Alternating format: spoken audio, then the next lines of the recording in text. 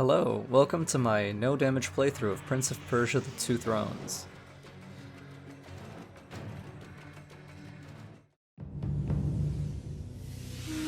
We all make mistakes. Some are small, some are large. But his mistake, born of innocence, fueled by pride, was the greatest and most terrible of them all.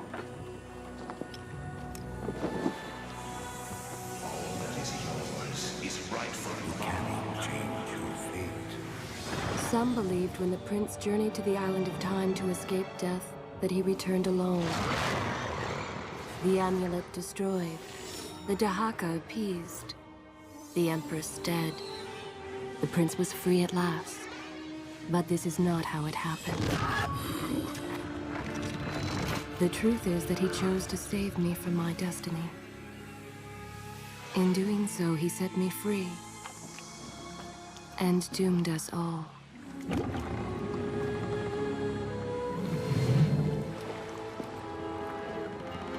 Prince, of all the possible futures, this one held the most promise, but something has changed. Do not worry, Kailina. No harm will come to you in Babylon. I promise. Look, we are nearly home.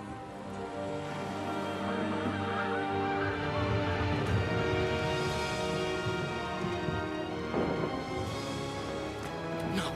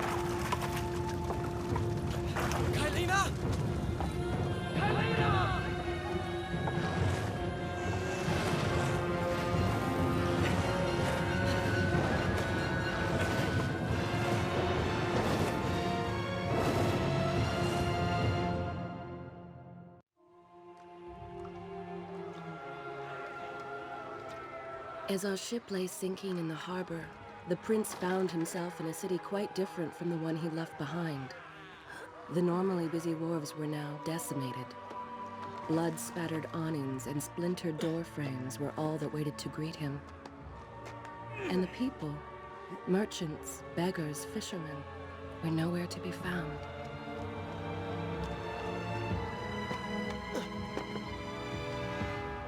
Others had taken their place.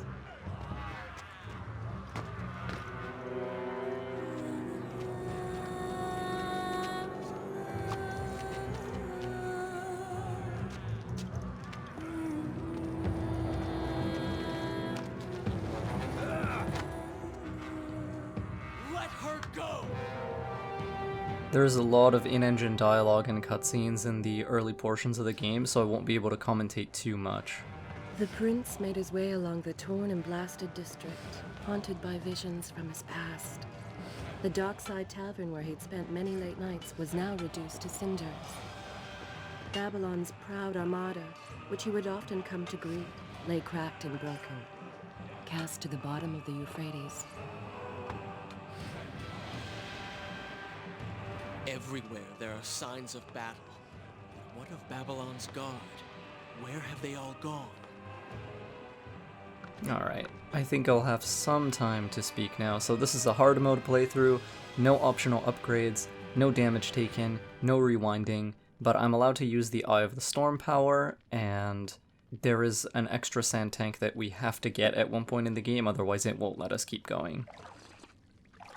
I will save typically whenever I see a save fountain, but other than that, we just keep going. So this game introduces stealth for the first and only time in the whole series, which I love.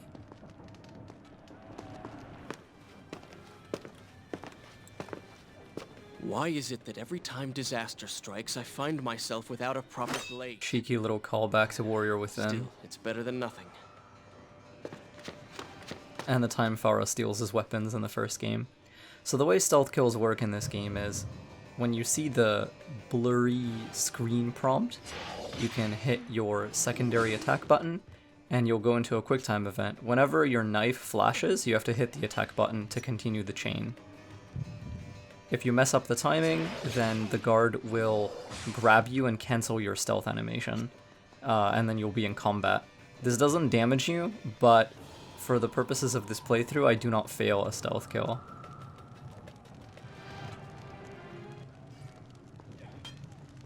So one of the things that hard does, obviously, is it massively increases enemy HP, which means fighting enemies is more taxing. You have to be perfect for longer. So most of the time, I will not fight enemies. If I have to kill them, I'll try to stealth kill them. If I can't stealth kill them and there are edges that I can throw them off of, I will throw them off edges. And if I can do neither, I will typically just run away like that. Blocking damage is very important in this game, but you can't block everything, and some enemies will guard break you. And those situations are very scary.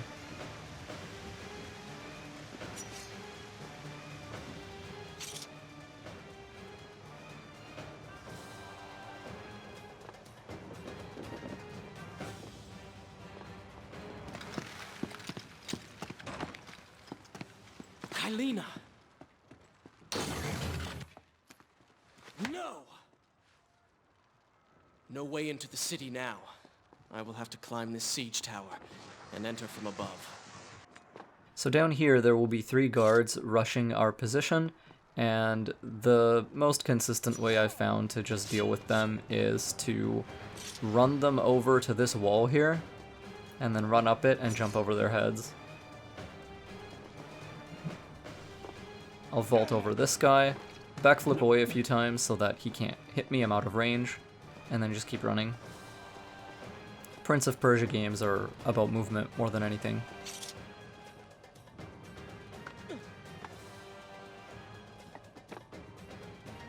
I can sense the others who have passed through this place, intent on bringing harm to my family. 4 weeks I've been at sea, and every day spent dreaming of my return to Babylon. But never, in all my visions of the future, did I suspect a homecoming such as this. War. It is the only answer. But war with who? And why? Archers are uniquely dangerous to this kind of playthrough, because if I take any instance of damage, I have to reset that segment. Archers can hit you at range. This is why I have to methodically stealth kill both of these guys.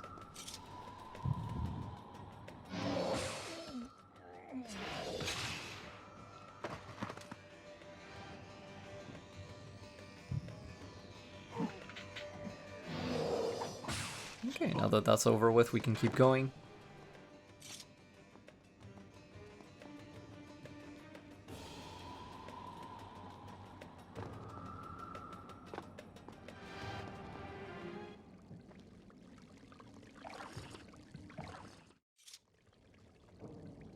You should know that it was not love that drove him, but duty. I was his responsibility. He had made a promise that was now broken and undone. As with all mistakes he had made, the prince meant to fix this.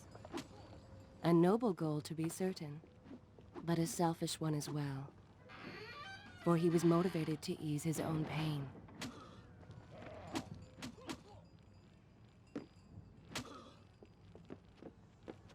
I know these streets.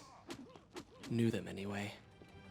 I must keep pace with Kylina if I'm to find the one responsible for this.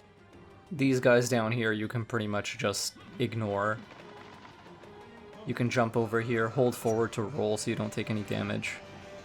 Run up this wall, eject off of it onto these planks, and then keep moving. A new mechanic Two Thrones introduces are these narrow gaps that you can slide down and climb up. Once again, we're gonna ignore these guys. Swing and a miss. Yeah, so those narrow gaps, typically they're used for getting into position for a stealth kill. Sometimes they're part of normal level movement, like this.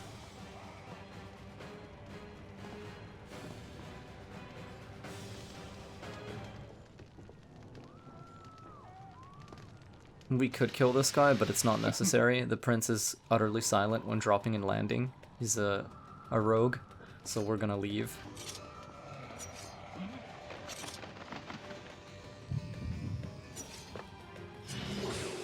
I'm killing these guys because they're in my way, and again, there's an archer here.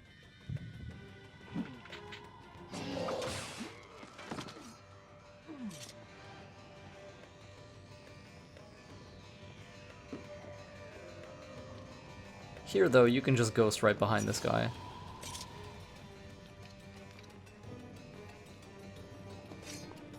One cool thing this game does is you move at the same speed whether you're crouched or not, which is fair because crouching happens automatically whenever there are enemies who haven't detected you nearby.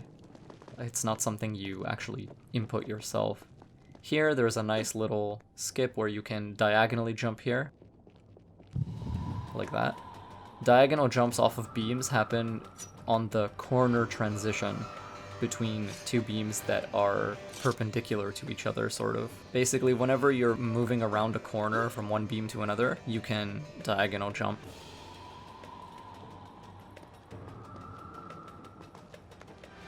Where is kind Asha, who would stand before her stall selling fruits and flowers?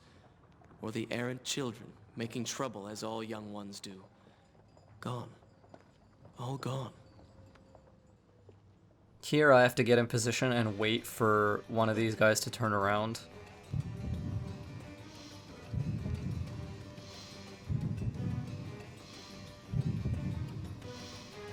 There we go. And we'll take this guy too.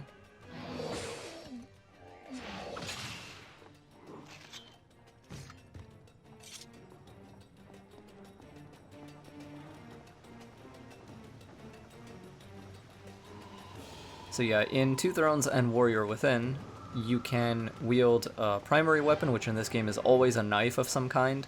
Right now it's just this normal kitchen knife, but later it will be something else. And you can have a secondary weapon, able to be picked up and discarded.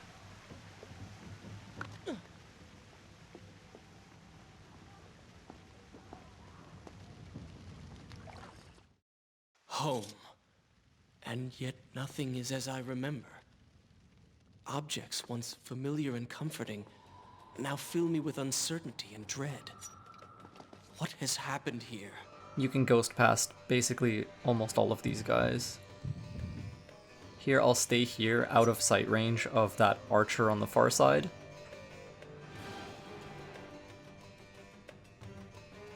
Most of the time on a no damage run, you don't actually want a secondary weapon like I'm carrying here, the sword on my left hip, because the secondary attack button is much stronger when it's your grapple button, when you can just grab people, throw them, you know, mostly it's throwing them. It's such a broken move that Warrior Within introduced and Two Thrones kept, and it's just incredible for this kind of run, where more than anything else, you want instant kills or crowd control. So there will be moments later in the playthrough where I can't actually immediately kill an enemy, but it's actually still worth it to throw them on the ground because it denies them actions. Typically you'll see me do this on archers. When archers are laying on their back, they can't shoot you, right? So that's really, really important on a run like this where you want to avoid all damage. These are dagger plates. You can stab a knife into them and it lets you just pin yourself in place. You can wall run off of them. And earlier I didn't talk about them, but there are wall shutters, which let you jump diagonally from a wall run.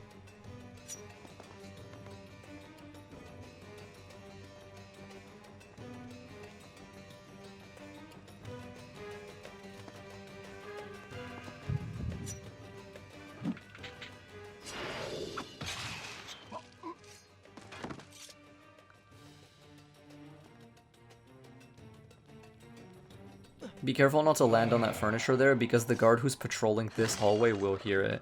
If you break this furniture though, he won't hear it, but this guard up ahead will. So you gotta wait until he finishes investigating, turns his back, climb up this railing, and then you can stab him.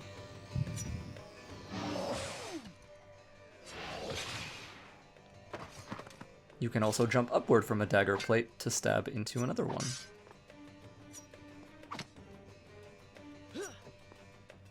You can also assassinate off of shutters.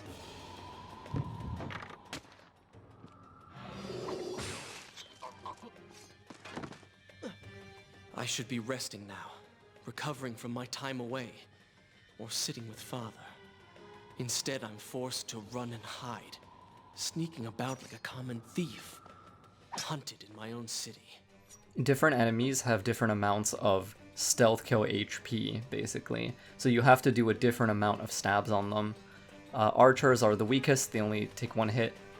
These normal brutes take 2.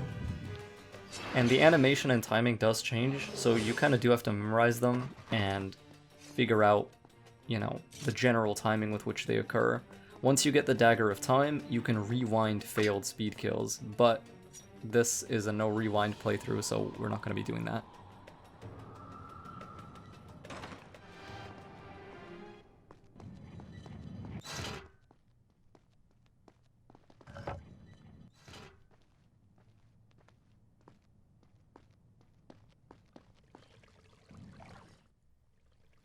These floor spikes trigger a moment after you step on them, so the solution is to just keep moving.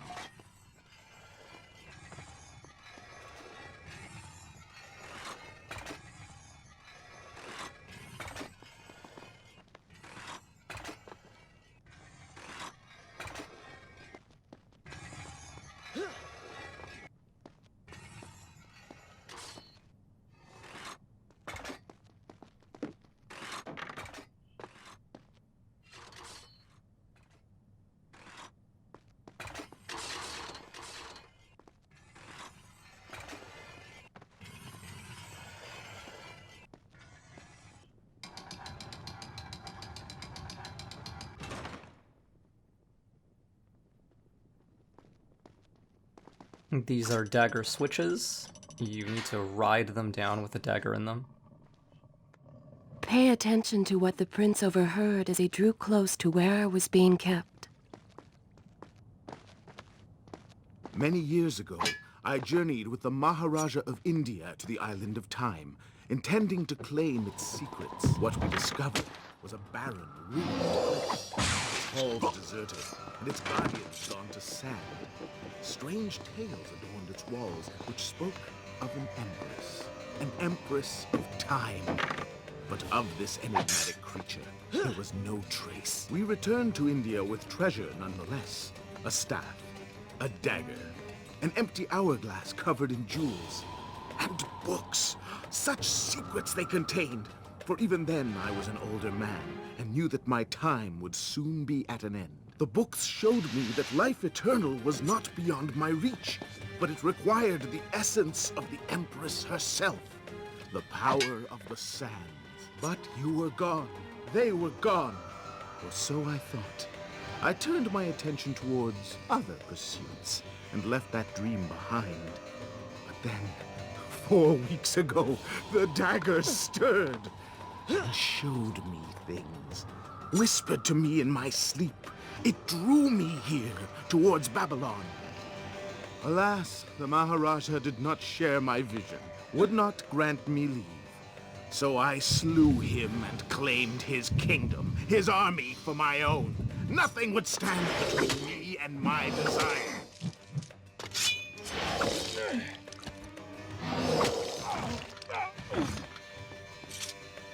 Recklessly, the prince drew his weapon and charged forward, intending to rescue me. It was as if he had learned nothing from his past adventures. Or perhaps he'd simply forgotten, made blind and deaf by fear and rage. This is how it happened. This is how I died. No!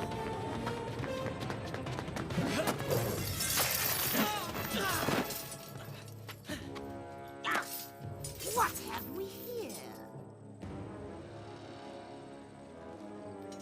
Vizier! Ah, you must be the Prince of Persia. Come home at last. Too late, I'm afraid. I believe I have something of yours. No! Kylina!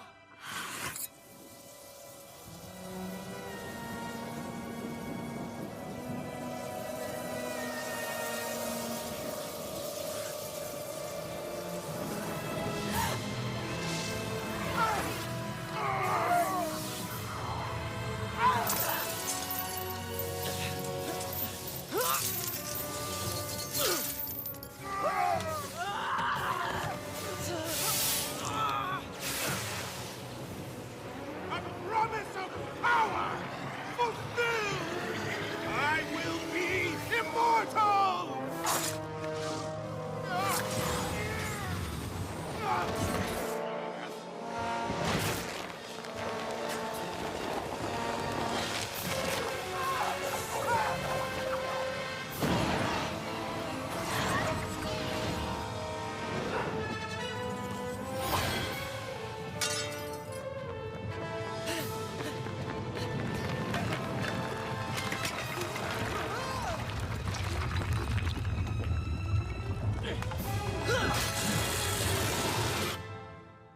So now we have the Dagger of Time. Unfortunately, we're not going to be using its ability. Father, forgive what I have done, wherever you are. That's the recall, which is the game's official terminology for rewinds. Also, this guard is hilarious.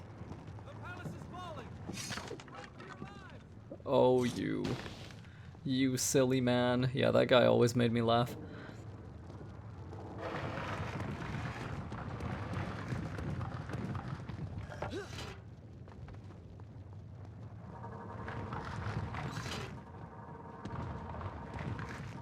So now we just have to escape the crumbling palace, and the best way to do that is to just keep moving.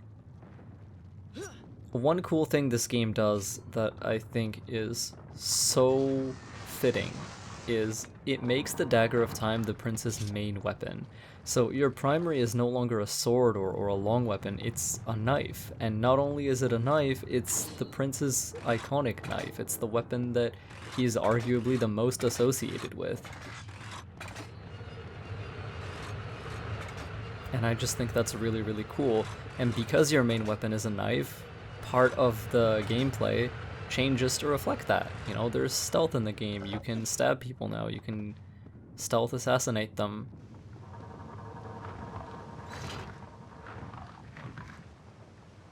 It's just a really cool consideration for the final chapter in the Sands of Time Prince's journey.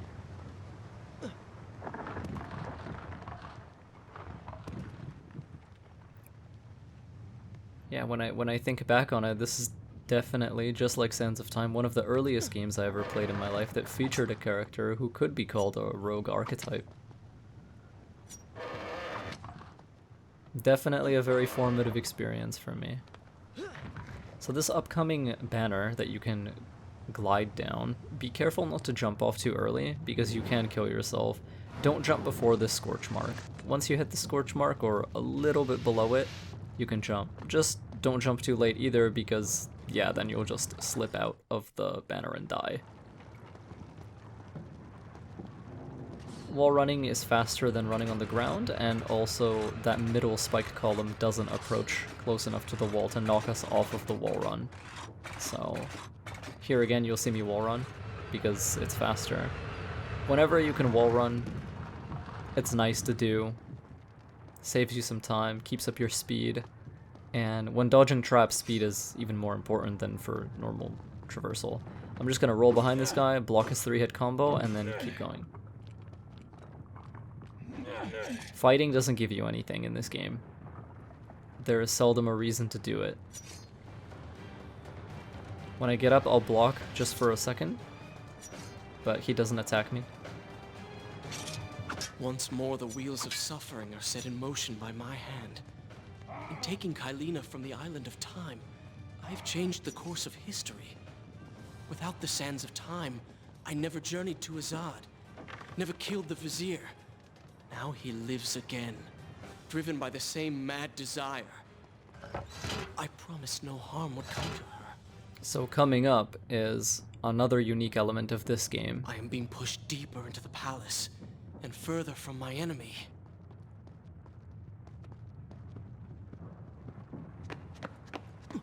My arm! What's happening? What has the Vizier done to me? I don't... Everything had come full circle. The prince had resurrected his greatest enemy. Worse, he had accidentally delivered me into the man's hands, unleashing a nightmare plague across Babylon. As if this was not enough, the prince had nearly been transformed by the sands himself. Though he had avoided death, he had not escaped entirely untouched. Wake up, Prince. Wake up. Wake up.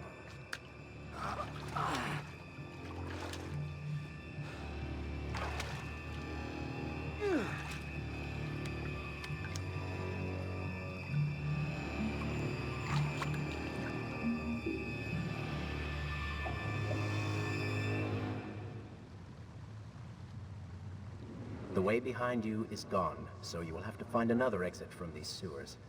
Be quick about it. Start moving. What? Who's there? So yes, we now have a malevolent voice accompanying us. How curious.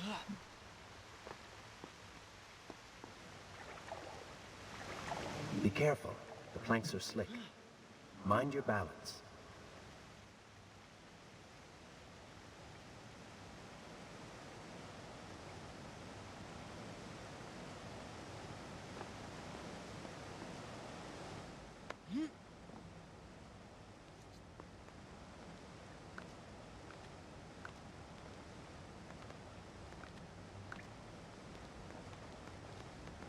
Good, good.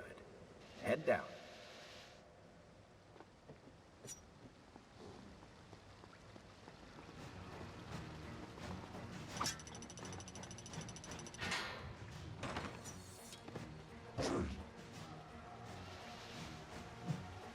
That was fun.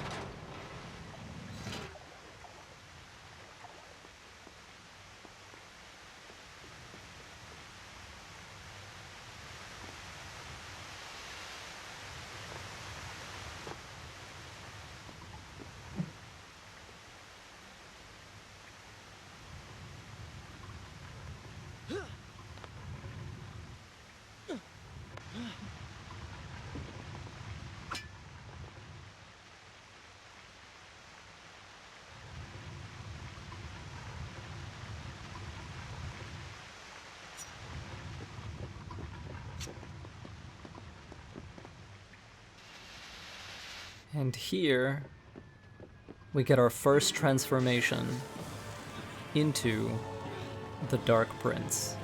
These are scripted moments, and your combat options and movement options change. What have I become? A sand monster? Call it what you will, Prince, but you have been given the ability to destroy your enemies. Now use it. So one thing you may notice about the Dark Prince if you look at his life bar is that your health constantly drops when you're in this form. What benefit is this? Even as I fight them, I grow weaker. Kill them then. Let their lives replenish yours. Feels good, does it not? I assume this is not permanent? It is, if you want it to be. I do not. But you will. So here, I'm trying to lure these guys over to my direction so that I can jump over them and then pull that switch block. but they don't seem to want to do that, so I'll just risk it right here. Why then is this happening to me? You have been infected by the sands of time, as I am sure you have noticed. Maybe it's the dagger. Maybe it's all the time you've spent amongst the sands. Amongst the Empress. Either way, you are resisting it. Mostly. Mostly? You did just transform into something rather unique, so I think the word is quite appropriate. Think of it this way. You have been given a gift. You're stronger, faster. Uglier. Now. That explains the transformation. But who are you? Have you not realized? I am your untapped potential, your unrealized dreams. I am part of you. You're inside me? The Dark Prince is basically all of the negative parts of the Prince. Amplified. Enhanced. It's his rage, his wrath, the survival instincts he had to develop in order to stay alive during Warrior Within and the years leading up to it. It's the only thing that kept him alive, this like brutal mindset.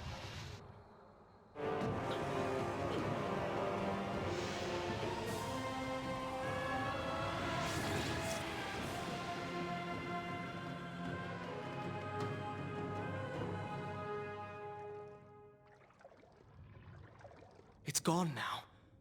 Water seems to fight this corruption. Why did you hide this from me? What? And ruin all the fun? So you might already be guessing that the Dark Prince's motives aren't entirely, shall we say, good-hearted. Oh, they do not seem to like the light.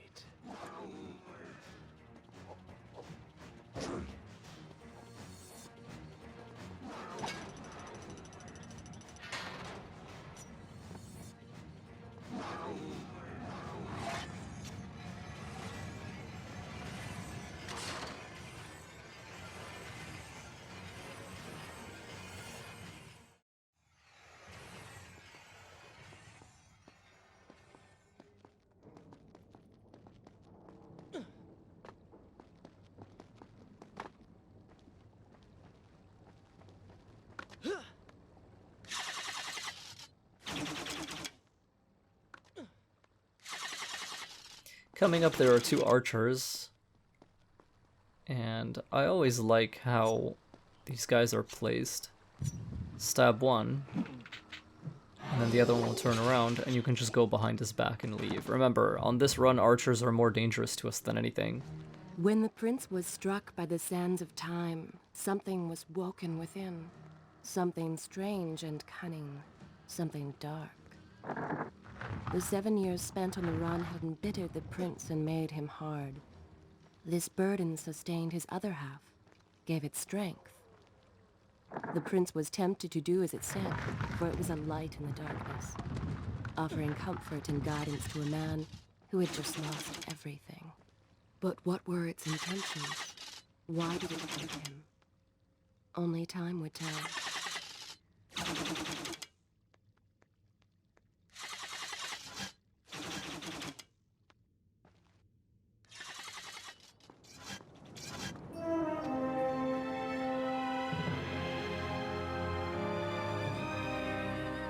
Babylon, but so far away. As a child, Father would tell me stories Pay about... attention. Something is happening down there.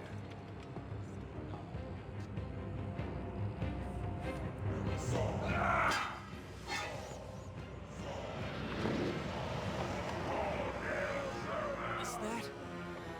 It's the Vizier! He has been completely transformed. Interesting.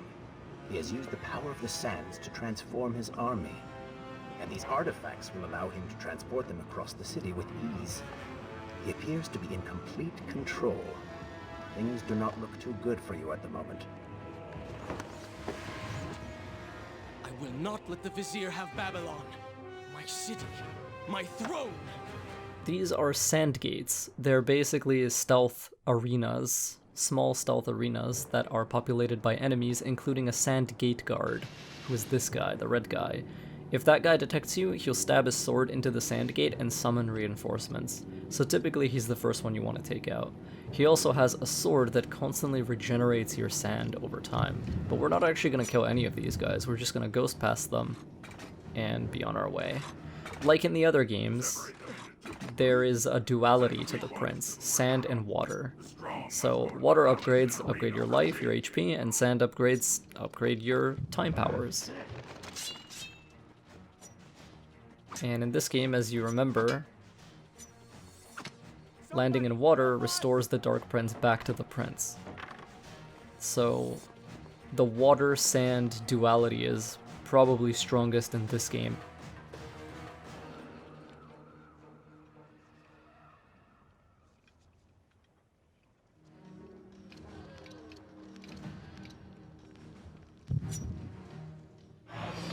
We'll just stealth kill this guy.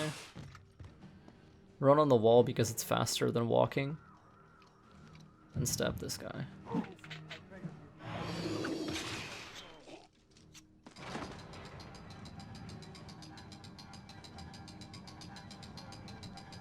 So let's just open the outer gate, but we still need to open the inner one. Wait for that trap to close, run on this. Here we transform into the Dark Prince again, and we are shown one of his movement abilities, which is to use the dagger tail to extend wall runs. The dagger tail is the barbed whip embedded in his arm.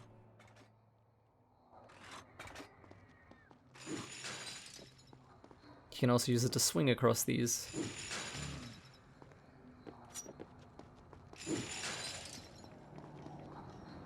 Chains are a new mechanic because stealth is a new mechanic. So one fun thing about the Dark Prince is that his stealth kills require no timing. You just click a button, and if you're hanging above them, they die, and if they're on the ground, you just mash your dagger tail button to strangle them.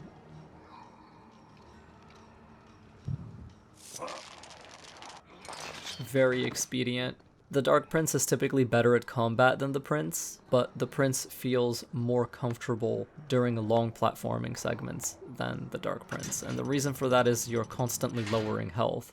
So because your health constantly drops as the Dark Prince, and the only way to get more is to get sand, the Dark Prince feels safest in combat. Once again, pushing that duality, the split between the two, how they're opposites.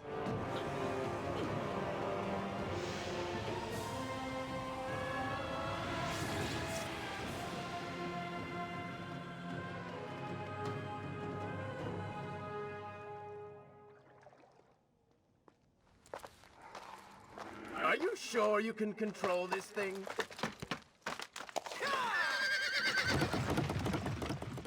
Let us hope. If I crash, it is the end for both of us.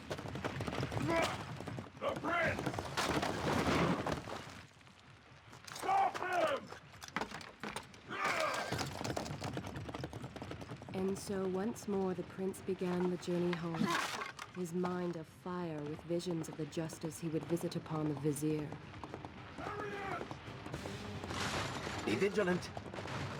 So this is a chariot segment. There are two of these in the game, and they're both pretty fun.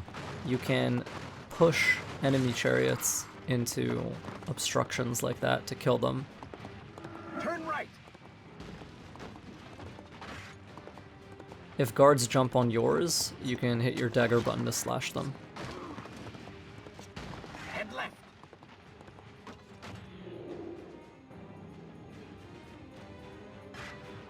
You have done well, Prince. Though I am sure it was not intentional. There's not much to this, it's just drive and don't die. As long as you don't hit face first into a solid object, you'll be okay.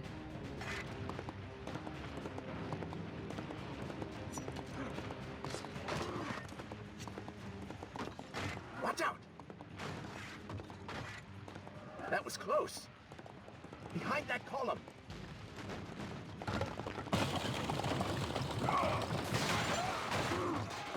We made it! Hold your horses. Ah! Come on!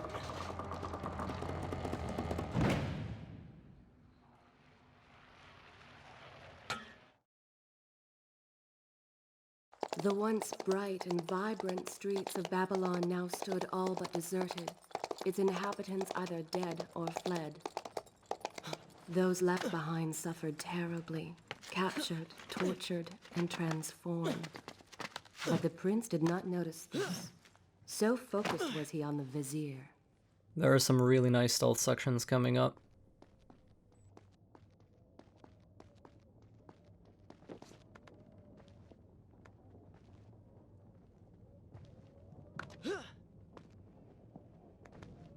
The Prince and Dark Prince will also start to talk to each other more.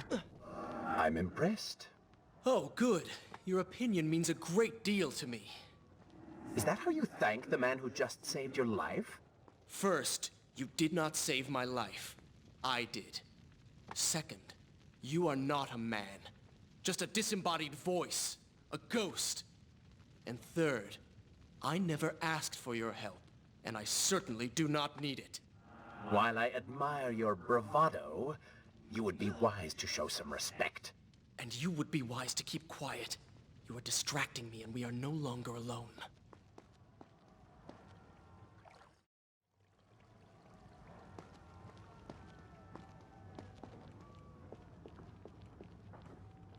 Go! Put him with the others! Why are you doing this? We have done nothing wrong. Save your crying for someone who cares! Why am I always stuck with guard duty? Here, control this burned out hovel. Waste of my time. I should do something. Go ahead, all to your death. That will be of great use to them.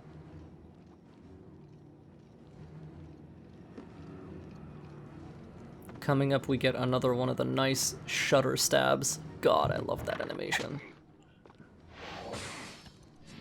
The guy inside the house we don't need to worry about.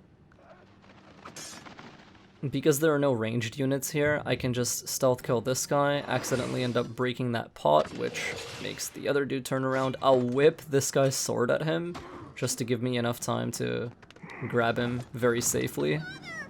And then we'll go down. Do you wish to join him in the arena? Don't take me there! Anywhere but that place! Something is happening down there. Whatever it is, it will continue until you have defeated the Vizier. You cannot help these people. Then let us make haste. Sand gates are something we don't have to engage with because we're not getting any optional upgrades. They upgrade your sand tanks, and some of them give you time powers, like knocking people down, damaging them with bursts of sand, things like that. So that's one of the privileges of this no upgrades run. We can kind of just bypass most of those sand gates.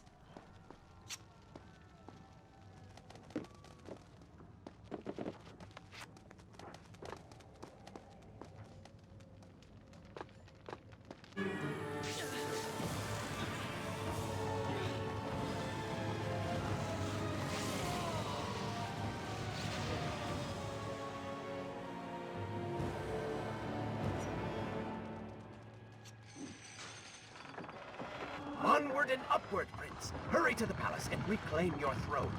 I'm moving as fast as I can. What do you suggest? That I grow wings and fly? One can always dream.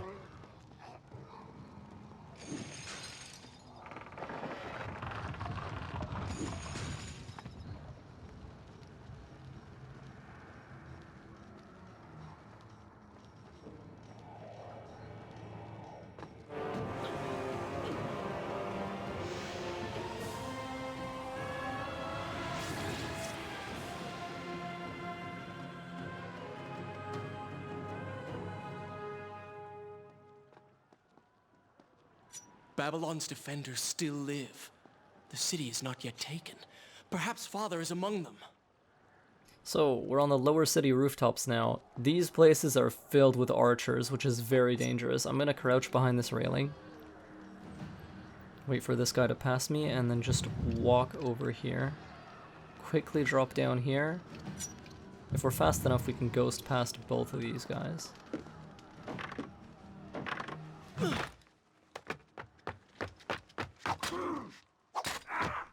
Huh, saved by a mysterious shower of arrows.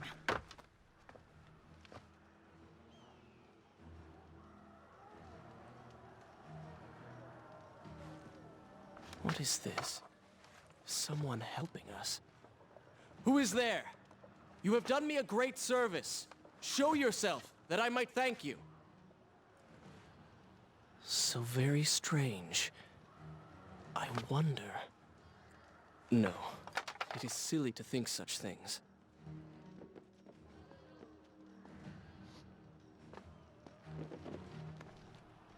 Killing this first archer is simple enough, but the next two can damage you if you don't approach it pretty much exactly right. So what I'm gonna do is I will wait for them to both turn around. When you jump here, these birds will fly away, always alerting them no matter what. But if you're quick, you can throw one off the edge and then immediately start moving again, so the second one doesn't have line of sight on you to shoot an arrow at you.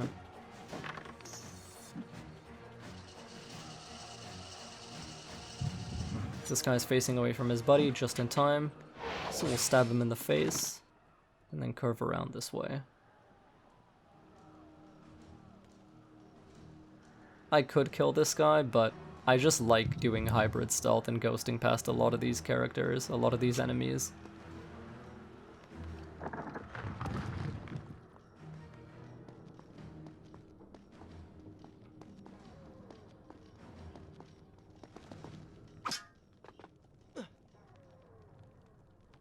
Alright. Coming up is the first boss, and let me tell you, this guy was probably the second hardest to figure out how to do no damage.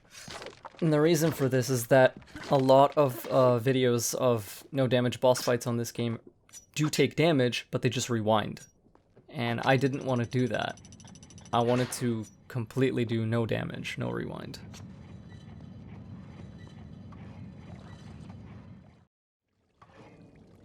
I don't like the looks of this. This thing was once a man. He was there when Kylina died.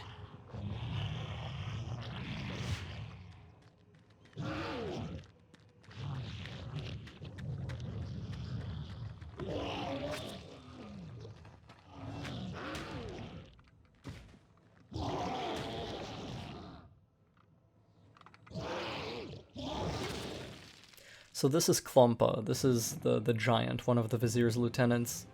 In the first phase, you have to do 2 speed kill prompts on him. To get in position to do those, you're gonna have to do some parkour. Wait for him to punch out that wall. There we go, now we can go here. Run up here, stab this dagger plate, run left. If you keep moving, he shouldn't hit you. Here's the first prompt.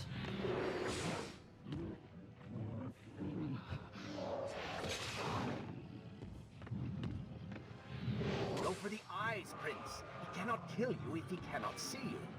Yes, you are right, Dark Prince. That is in fact exactly what we have to do. So we need to stab out both of his eyes to remove his ability to see us. Once we do that, we can go in and attack him more freely. You don't have to run up this dagger plate. You can actually just wall run sideways.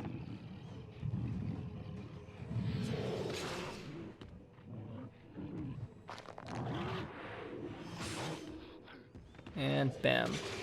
Okay, now for the hard part. This is the part that sucks.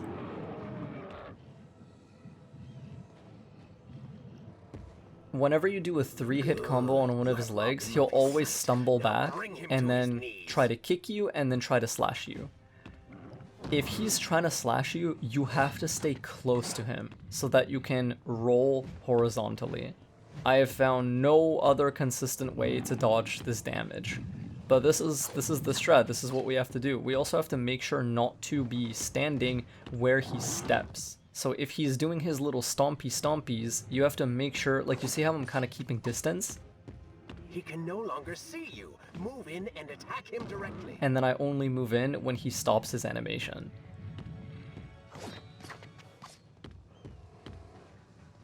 Because he can step on you and deal ever so slightly minimal chip damage. So I just wait for him to do his like pattern of step, step, step. And then once he does the step, step, step, like that, I just run in and I hit him 3 times. And then I bait the kick, and then I roll around him counterclockwise. You want to do only this, over and over again. This is the safest way to not take any damage here. Granted, sometimes he might end up doing some weird moves that you didn't expect. His legs, Prince. Like, this time, I only hit him twice before he stumbled, so you gotta be ready for these kind of outlier situations. That's also an outlier situation. He's not supposed to do that, but he will sometimes anyway.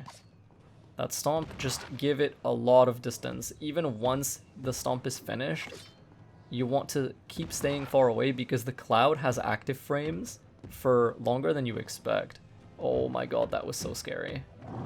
The positioning of him relative to the arena's walls didn't really give me the space I needed to roll the other direction, so I really just kind of had to pray there. So at the end, you want to make sure that you're in position to hit both of his legs, and you have to kind of be standing behind him, because if you're standing even a little bit like to his front or in between his legs, he can actually fall on you during his stumbling forward animation, and that will also deal a minimal amount of chip damage to you, which again, for the purposes of this playthrough, is unacceptable.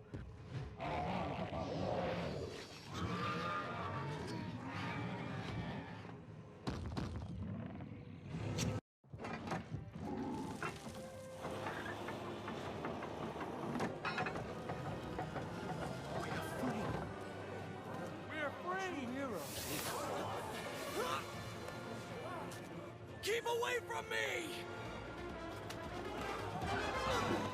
Because what would they think if they knew their prince was a sand monster, right?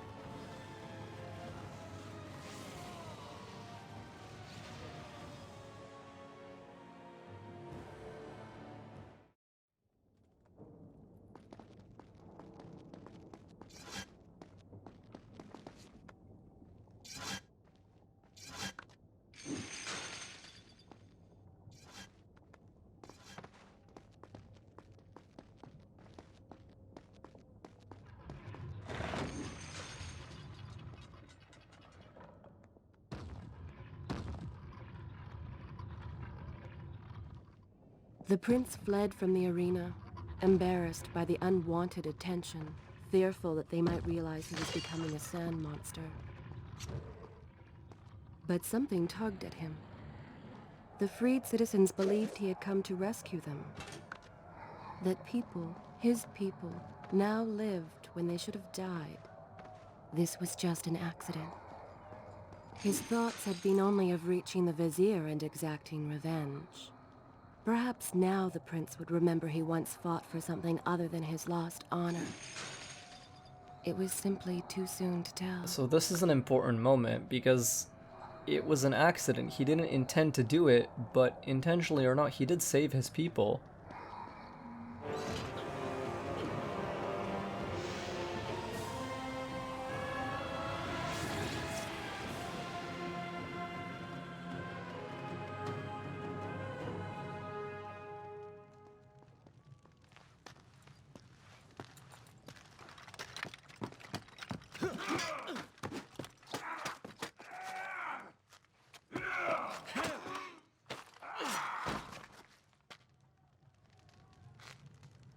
Well, look at that. Farah! How do you know my name? Yes, I eagerly await your response. have heard tales, wondrous tales of a beautiful and brave princess of India. One who has traveled to Babylon seeking to punish an evil vizier who has caused her great distress. See? Now she's going to kill us.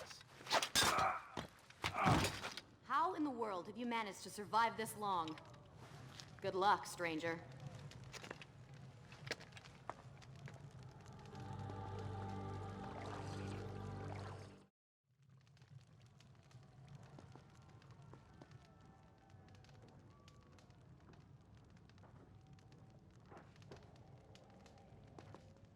Gonna kill this guy. And then run over here, slash this guy so that it disables the stealth kill prompt, because it's actually faster to throw him off the edge. If I was still undetected, then my grab button is my initiate stealth kill button. So this is like a minor tech that you'll see me use sometimes if I really just want to throw an enemy off an edge instead of spending time doing stealth animation on them. I'll just slash them once and then grab them and throw them.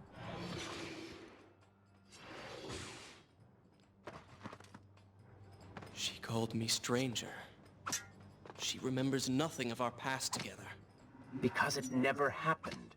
You know, no sands of time, no Azad. You get the Vizier, but you lose the girl. It doesn't matter. We're better off without her. Or have you forgotten? Maybe a few arrows in the back will help stir your memory. We must catch up with her. Fair enough. Though I suspect you and I want very different things from the girl. So right there you saw me do it again.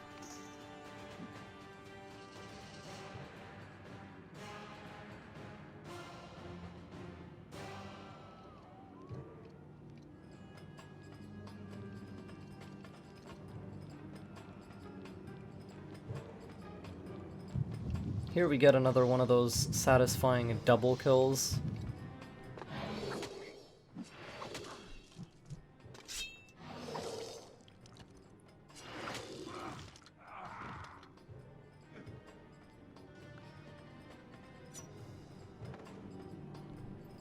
I need this gate. This is a mandatory upgrade because this gives us Eye of the Storm.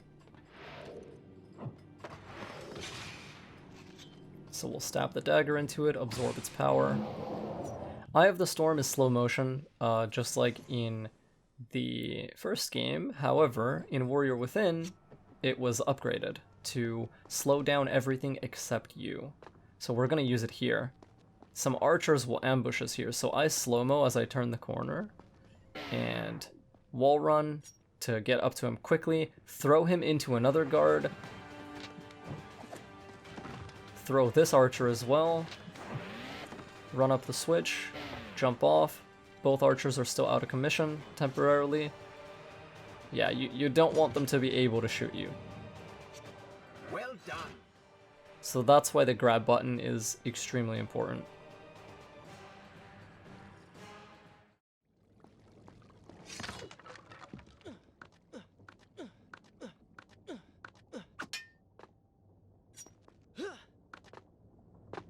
You still have feelings for her, admit it.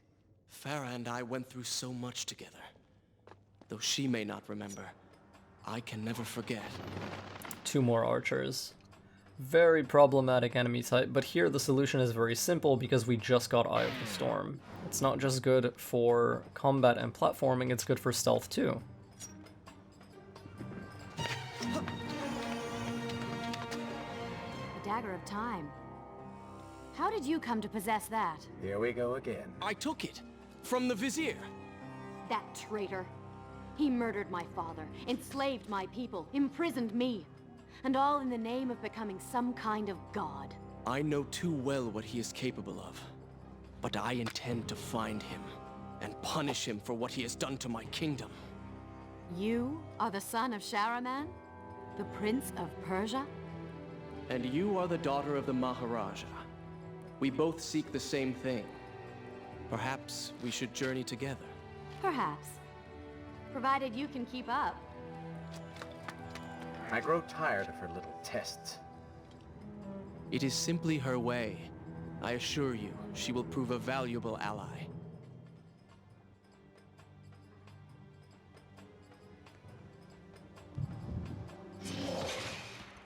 I'm actually gonna pick up his sword because there is an archer coming up who I want to briefly tag with this weapon.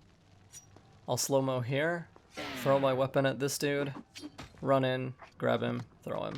I'm not sure if I actually needed to do that, but it's just something I got in the habit of doing.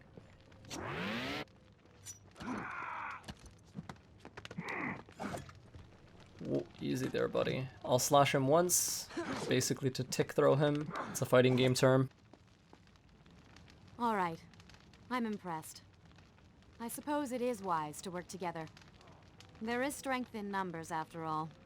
I'm glad you've come around. Just don't make me regret it. Now let us find the Vizier. Engaging enemies you want to grab with a dagger slash first is usually a good idea because it puts you closer to them and it will often interrupt whatever attack they're trying to hit you with.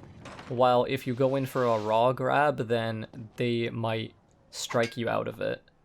So it's just a helpful sort of thing in most games, but particularly in fighting games, and it's called a tick throw, where you lightly jab the enemy first and then you throw them right after. It's just a good way to set up and initiate grabs. And it's very true in the Prince of Persia games as well.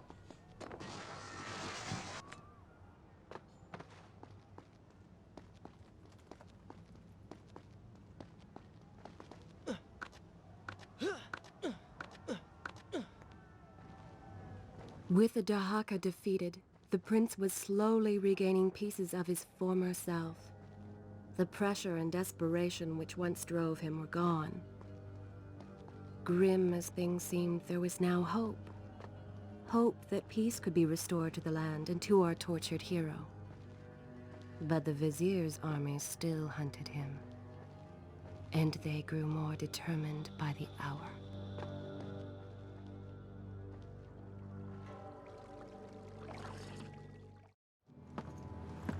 What? What is that thing?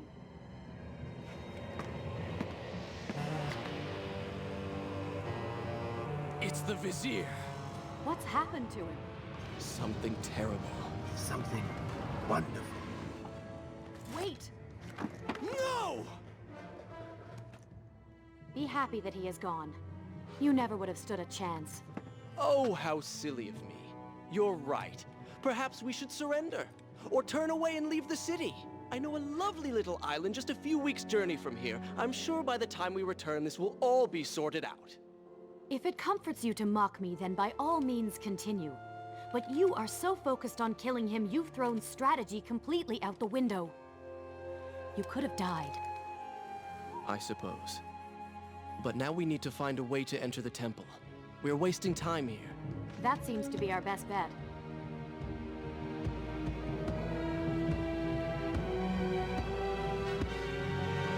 Alright, we gotta get into this temple. Here we meet invisible enemies. I think these are called chameleons. You may not be able to see these creatures, but you can still hear them. We don't actually have to fight this guy on the ground here. We can just bypass him, run up, stab this dagger plate, and be on our way. There will be a second chameleon coming up, but we can just chuck him off the platform he's on.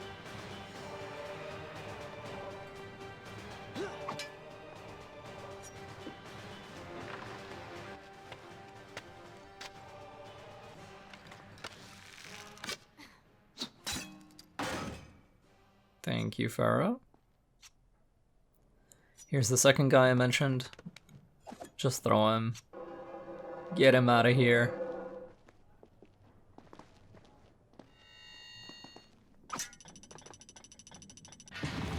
It worked! I'm going in! I'm not sure I like how this girl is always charging ahead. Fear not. She has already proved a valuable asset to us.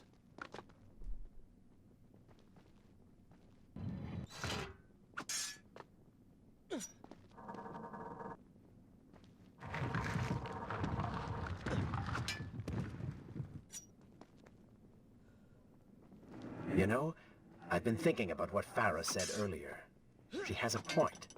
How do you plan to kill the Vizier? He's immortal now. The dagger made him into what he is. It can unmake him. I suppose we will know the truth of this soon enough. Coming up, there's a section with two of the hunter hounds, like the dogs that absorb your sands. And typically against this enemy, we don't want to fight them. We don't want to engage them. I mean, that's true for most enemies, but particularly for these guys. Unless we absolutely have to. There are many times in this playthrough where I straight up avoid spawning them outright.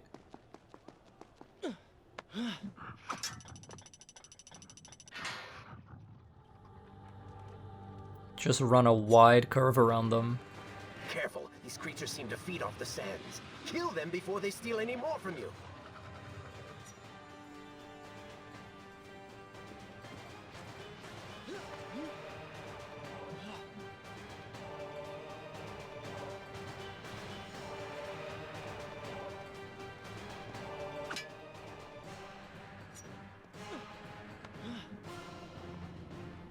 We have to pause here so this guy turns around, because if we jump now he'll see us and everyone in the room will want to fight us.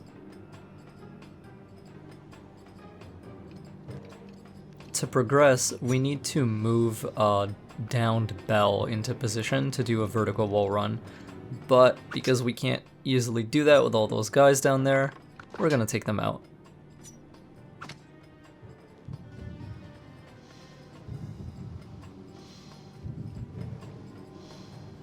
Pretty sure I can get a double here if I wait. And there we go.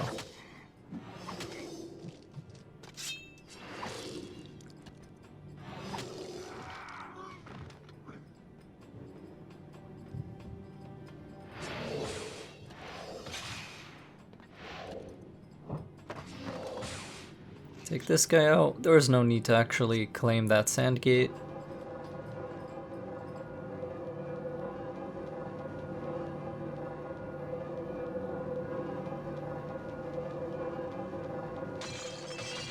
And here's where we need to be.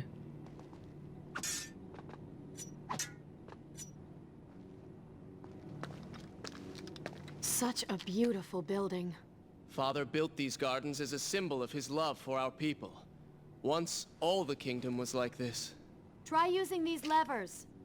If I can reach the other side, I might be able to find a way to open that door. Okay.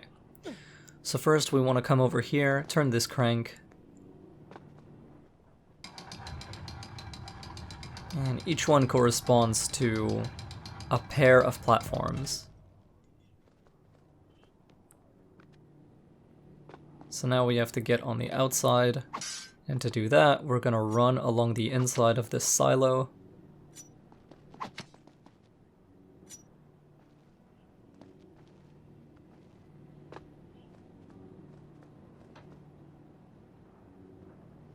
Just making sure. Yeah, this is what I need to do.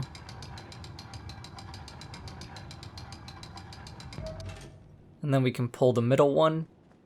We need to move her across all the way to the other side, basically. Create a path for her.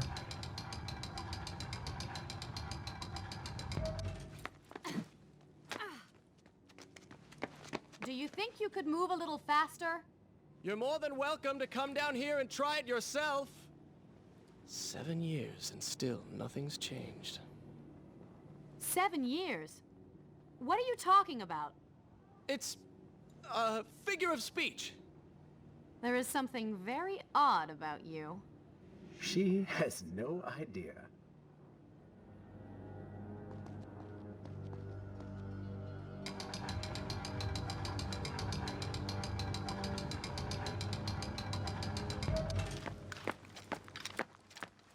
Ah, we are making progress. I think I see a bell in that tower. Perhaps if you can get me to the next balcony, I can sever its rope. You can use it to access the door switch. With my luck, it will probably trigger some terrible trap. Or summon sand monsters. Or bring about the end of the world. Would it kill you to show a little optimism? Experience has taught me wishful thinking only leads to disappointment.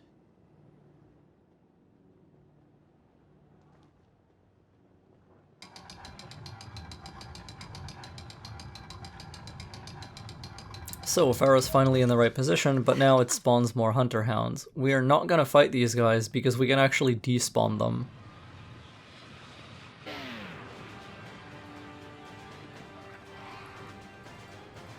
So all we have to do is drop here. I hold forward to roll into the wall just in case I would take damage. I haven't actually discovered whether you do or don't without a roll, but I do it just in case. Doesn't hurt. Once we pull this crank, those hounds despawn, as you can see.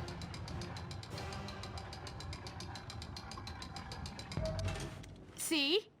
You did it! We did it.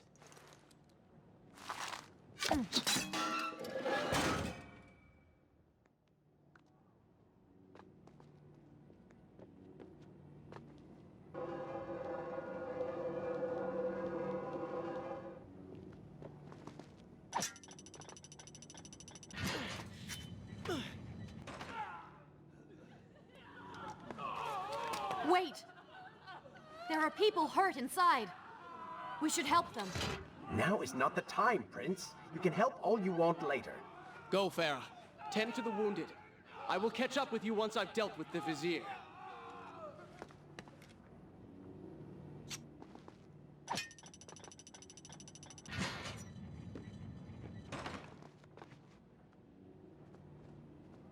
And finally we enter the temple, which is a Dark Prince section. And so the prince and Farah separated. She sought to save lives, he to end them. For the prince intended to confront his enemy, and perhaps utilize the powerful warriors who had holed up inside the temple. His mind churned with thoughts of glorious vengeance. But something new as well. Descending into the depths, his thoughts kept returning to Farah. He wondered if she was thinking of him as well.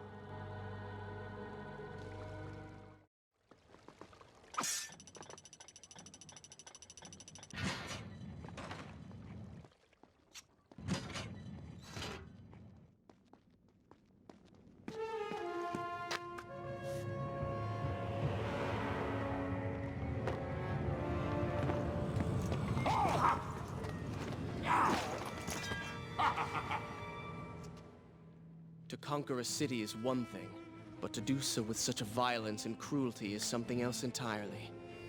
I will return every blow he has landed against my kingdom. We are close, Prince. So close. Let us make him suffer.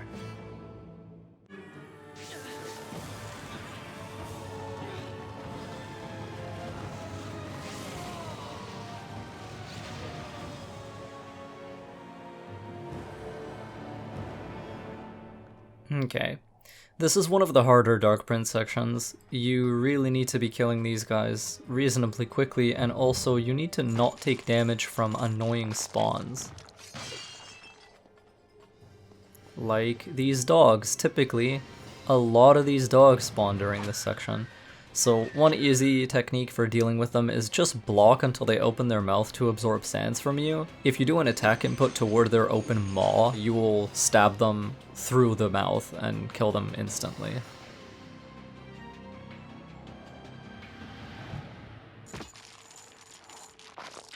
It can be more problematic when there are two though, like in this situation, so I want to back up a long distance to draw one away from the other.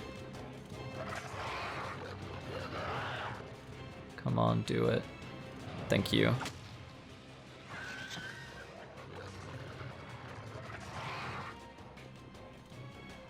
And bye-bye. I'm gonna grab more sand so that I can heal. A very ingenious way to make you keep moving, honestly.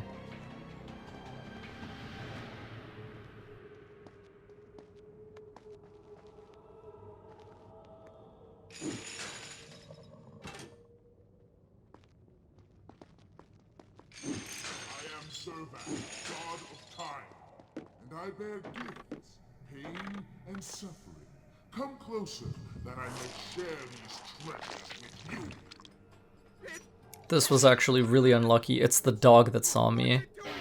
If I used Eye of the Storm to walk up to him for the stealth kill, I might have gotten it. But as it is, I kind of just have to slow-mo here and try to kill these guys as safely as I can, which means whipping them. Somewhat lucky that I didn't get hit there. Yeah, what really helped me is knocking both enemies down, which is something the Dagger Tail is very good at. Babylon's last line of defense, fallen. These men served my family well. With their defeat, the city is fully in the hands of the Vizier.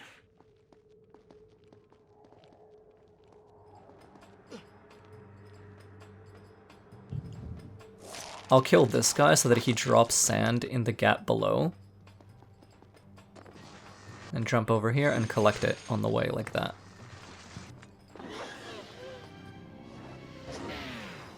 We don't have to fight these guys. We'll just Eye of the Storm, hit the switch, and keep running. I came offering power, and this is how you respond. Join your brethren in the afterlife. I'll slow-mo here as well because I don't want this door to close too early.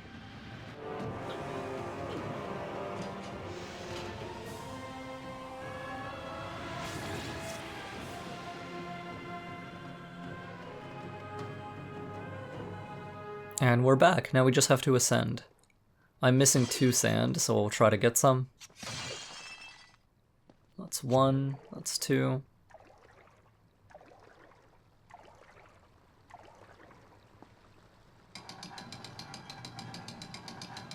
This crank closes this little sluice gate, so it drains the water from this area, which lets us wall run up the wall to jump to the column.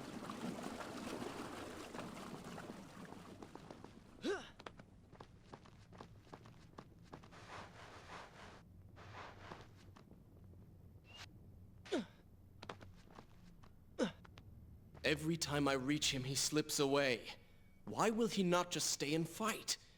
It would make things so much simpler. It is not always about combat, Prince. Some battles are waged in other ways, on other terms. I fear we have underestimated our opponent. Let us not make the same mistake a second time.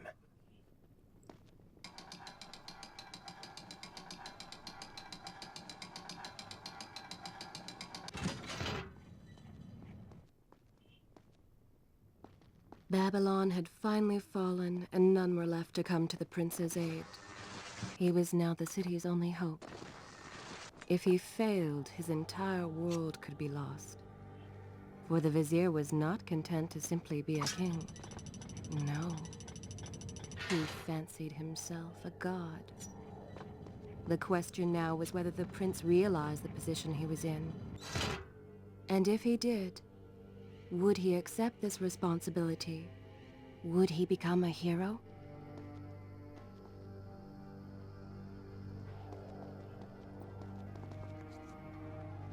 I check this door with my knife, but no, it's not breakable. It's just decoration. There's a second time later that you'll see me do that as well.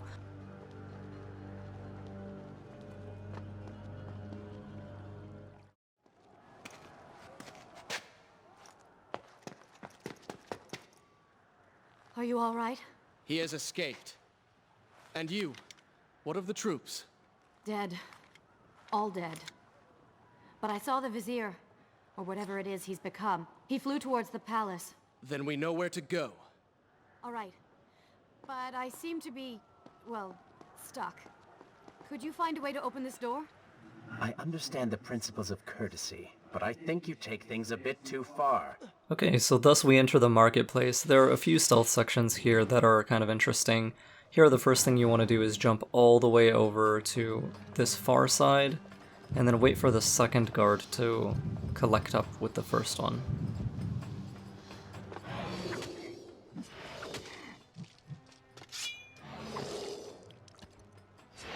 Take them both out in the same action.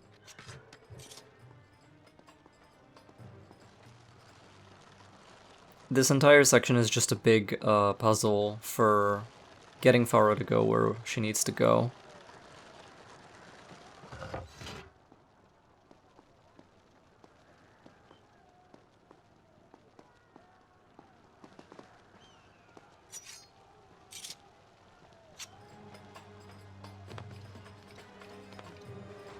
Here's the next stealth section. I'm gonna wait for one of these guys to turn around before dropping down.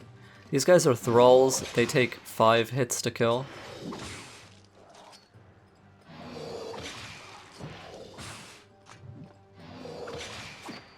At this point, I'm not sure if I'm detected yet. Nope, not yet. So I can take out the second guy. And I can take out the third guy. So yeah, Eye of the Storm is very, very useful for sneaking and stealth kills.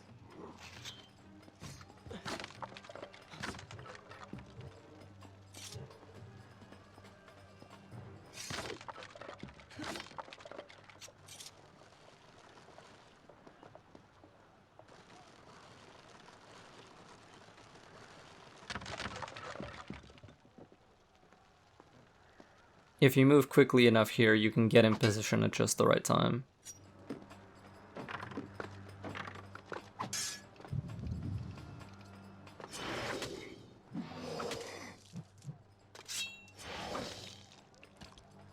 Get him out of the way, nice and easy.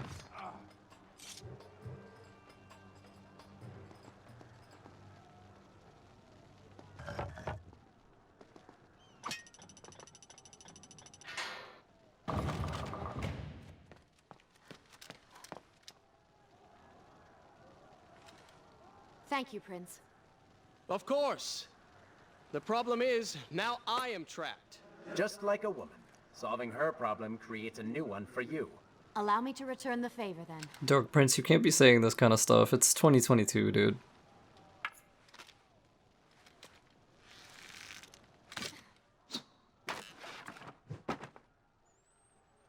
You were saying?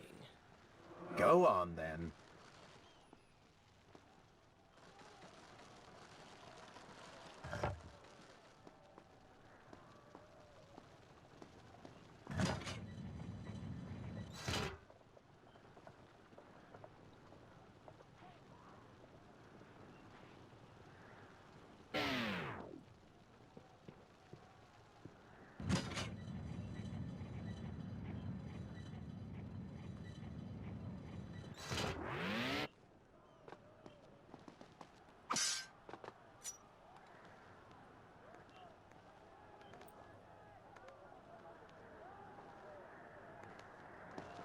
I hope Farah is all right. You are spending way too much time looking after the girl. Is this necessary? You sound upset. Are you jealous? Just focus on getting to the palace.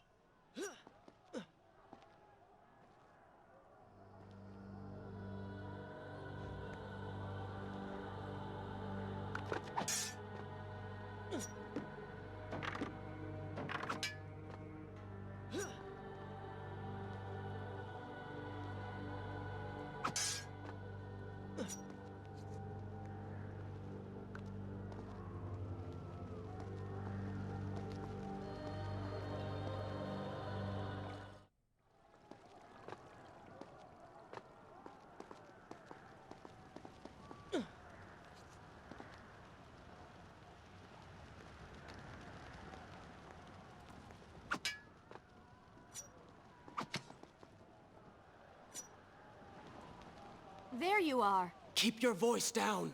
There are enemies below. Okay, but see if you can do something about these crates. I cannot get past them. Do you understand now? This is the sort of thing that slows us down.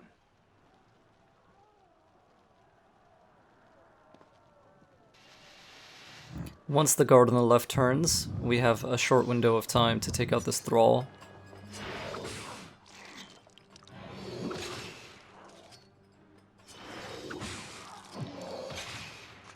And then immediately go up the ladder, because by this point he should already be turning around.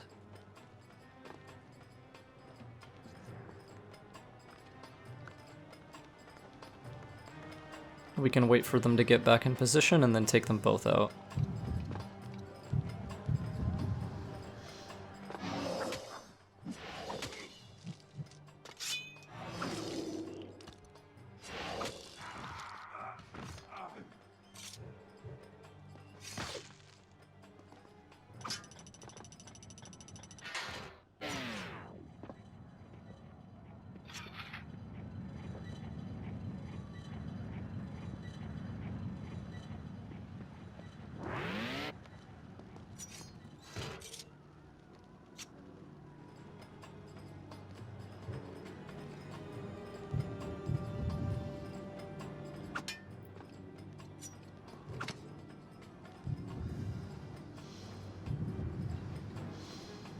Here what matters most to me is that I can take out the Sand Gate Guard.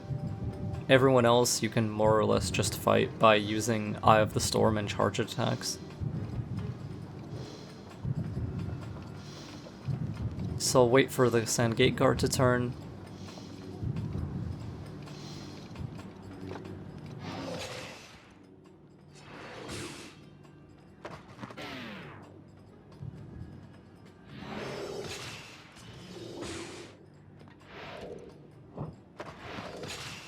At this point they detect me, so I'm gonna go in and then do charged attacks because this knocks them down and denies them action. So I'm gonna go over here and do the same to this guy. Throw my weapon at this dude. Throw this guy over here, use his body to break some jars to hopefully get sand, and get sand I did. Slow-mo again. Charged attack both of them to knock them down. Prince, please. Thank you.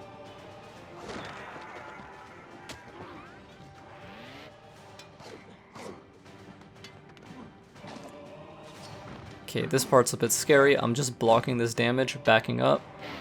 Slow-mo again. Block that. Charge attack this dude. Charge attack that dude. And then hit them when they're on the ground.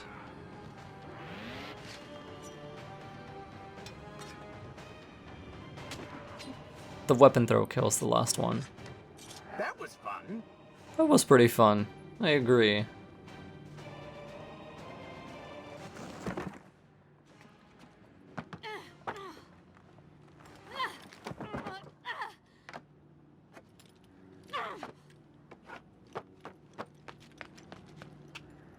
I can see the palace from here. Make your way to me. All we need to do now is use this crate to pull that switch so that we can leave.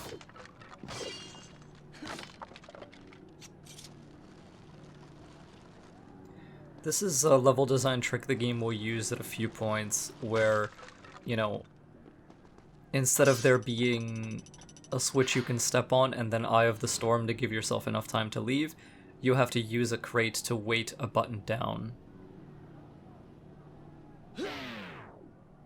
And what this does, in terms of the game design, is that it forces you to engage with the enemies one way or another. Because if you don't, you won't have the space and time necessary to move the crate around. No, LeoKRogue, that's not a destructible wall.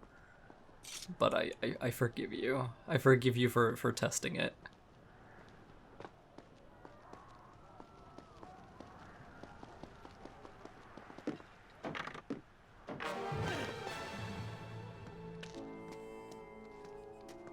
At last, we have returned.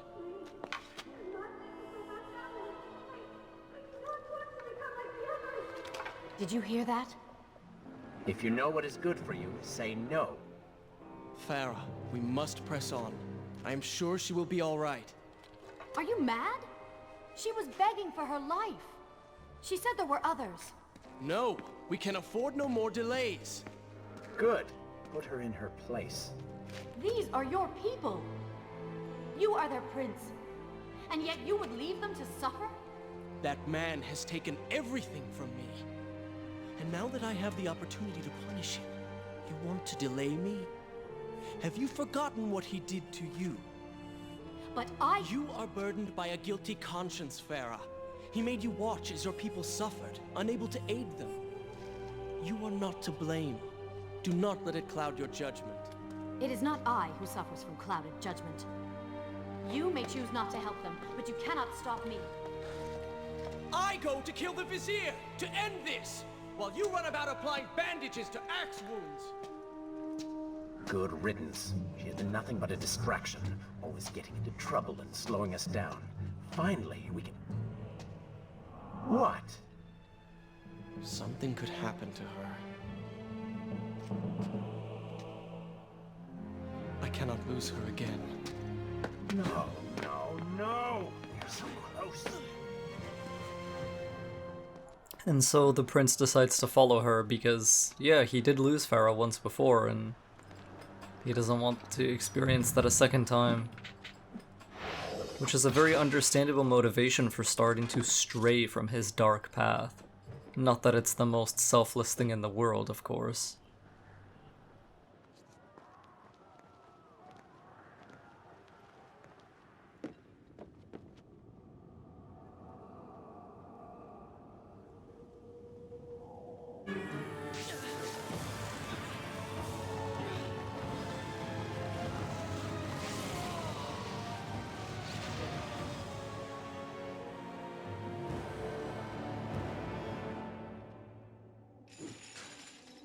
I cannot let Farah see me like this.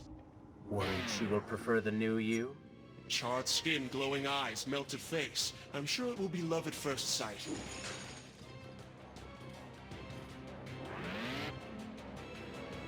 Is this necessary? Yes. You're sure? Yes. Fine. Waste your valuable time rescuing the princess. I can only imagine what the Vizier is doing right now. Probably expanding his army, torturing innocent citizens, deciding what kingdom to conquer next. What he should be doing is dying. I have not forgotten my mission. Could have fooled me. This room can be a bit tricky if you either go too fast or too slow. Also, think whatever dancer or enchantress that was for breaking one of those pots. Much appreciated. Who would refuse a free heal?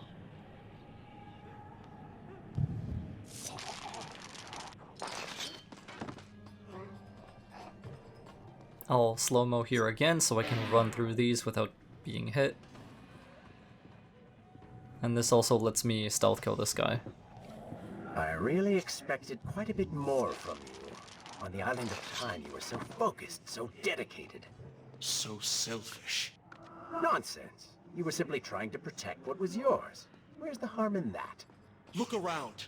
All of this destruction is my doing.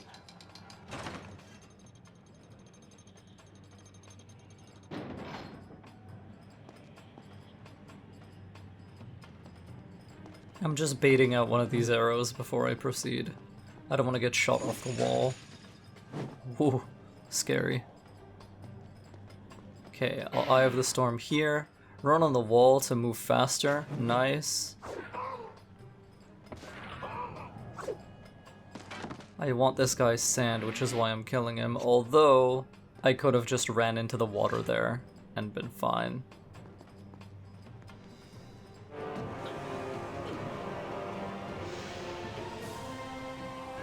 Still, that does give me back the sand that I used to do the slow-mo.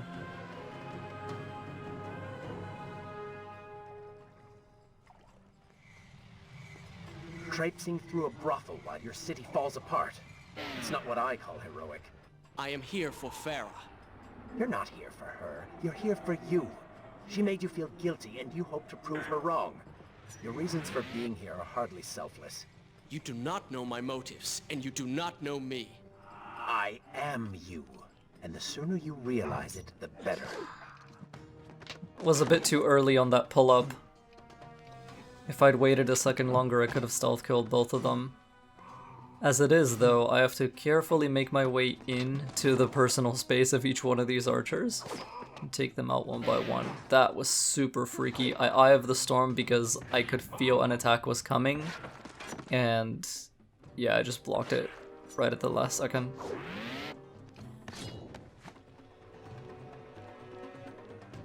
Okay. What are we doing here, Archer? Okay, good. During his reload animation, you have a moment to go in. At least you came out ahead.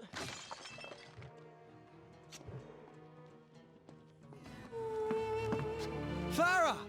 What do you want? I have thought about what you said, and you are right. Can't you see we're in the middle of a conversation? If you really do desire death, kindly wait your turn.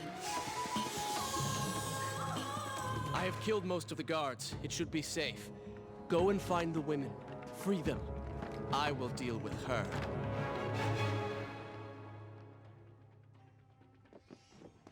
Wonderful work. You return to save Farah and then send her back into the thick of it while you run after this one. My hero! You know as well as I do that the brothel is no longer dangerous. But if I do not kill that sand monster, she will pose a threat to Farah. Well, Prince, about that, we technically didn't kill most of the enemies in there, but okay. Anyway, we're about to fight Mahasti, who is the second boss. Mahasti has Shadi's moveset from Warrior Within, but we have a very simple way of dealing with her. Basically, press yourself up against one of these walls, and then do a torpedo attack at her every time you see her walking. If she's not in her walking animation, she can lash back at you as you do this. So, wait for her to start walking, or in other words, wait for her to drop her raised knife.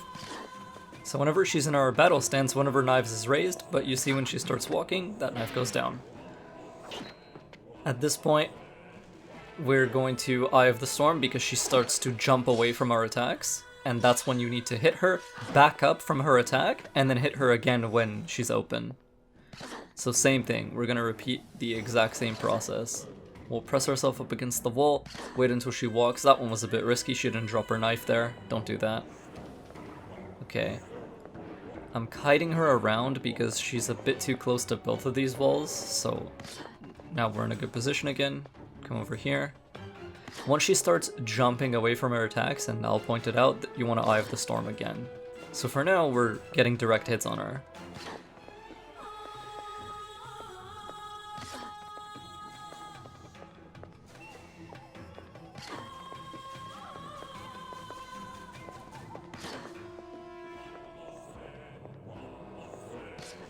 You see her jumping away like that? That's when you want to Eye of the Storm.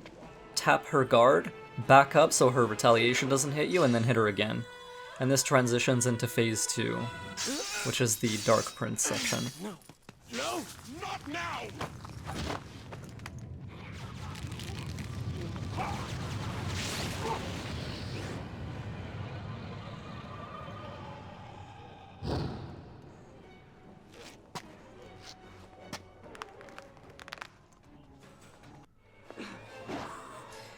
In this phase of the fight, Mahasti will run away. We have to reach her, Eye of the Storm to give us enough time to attack her, and then keep following her.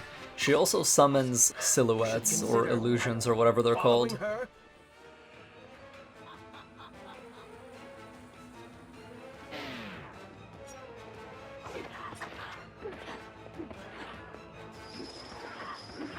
Were you planning on giving chase, or do you want your enemy to escape? So we'll go into a bit more detail when we come over here. So when I drop here, I wait for it to dash. After it's dash, it's vulnerable. Go to her. Punish her. I'm just blocking to see if she's gonna throw her knife at me. Okay, there you go. You don't want to get knifed when you're on the wall. So yeah, you need to kill those silhouettes or illusions in order to give yourself sand, because you're constantly going to be using sand for Eye of the Storm, because it's the only way to do damage to her. So I'll block here, and then follow it. Hit, hit, hit, hit, block, hit. They don't have a lot of HP, but guard cancelling your final animation is very helpful. Lets you continue the pressure on them. And they can't really do anything, they can't escape out of it. You get so much frame advantage from guard cancelling your hits that illusions are just stuck there.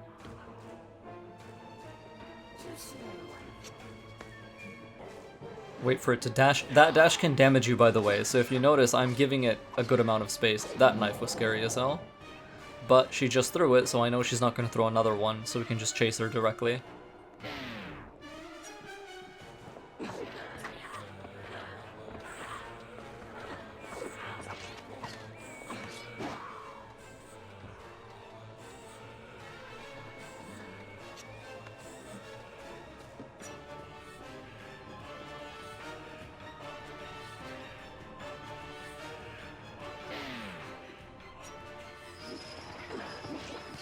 This is the final time she'll run away. This is a consequence of playing on hard mode. Typically on normal and easy she would be dead, like she would have already jumped the final time. But on hard, she gets a sliver of HP remaining that you have to take out, and then she'll do her final jump. So I'm waiting for the knife, there we go. We have one final bit of sand and then we can finish her. She has to jump to this platform for the fight to end, because in the story the Dark Prince has to end up on this platform, so... You waste your time. The Vizier has already begun to transform the women I've imprisoned.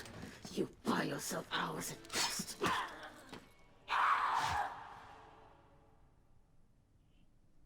If I had some sands for every time someone said that to me. Oh, I do. The women are free and headed to safety. It was right of you to return. Prince? You're one of them? No, Farah! This is not how it appears! You're a sand monster! You lied to me all this time! No! I have been tainted by the sands, this is true, but my mind and my heart are my own. Please believe me. Stay away from me!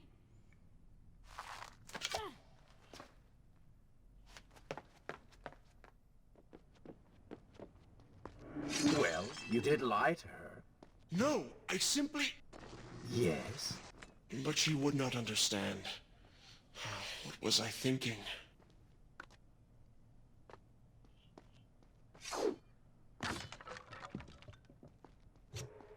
Poor prince.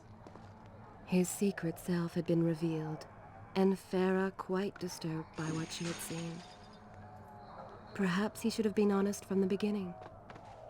Too late he realized his mistake in staying silent. Alright, now we are heading into the Plaza, which is an interesting combat space that we're basically not going to engage with. The first thing I want to do is lure these enemies toward me. And Eye of the Storm here so that they all stay in that part of the area. Then run up this wall, jump off, and then swing. If the enemies are too close to you when you jump off the wall, the game will think you want to do a wall rebound behind them. And obviously we don't want to do that, we want to traverse and get away. So you have to make sure that they're not close to where you're going to be walling.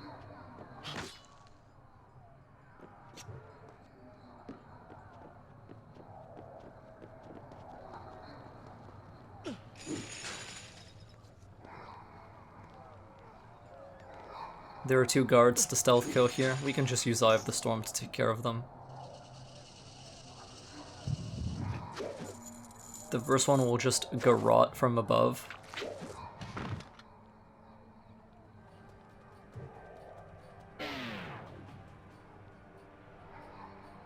And the second one from behind. Imagine how cool a new Prince of Persia stealth game could be. Linear spaces, sick movement. Enhance the stealth from this game. Give us different enemy types. Would be awesome.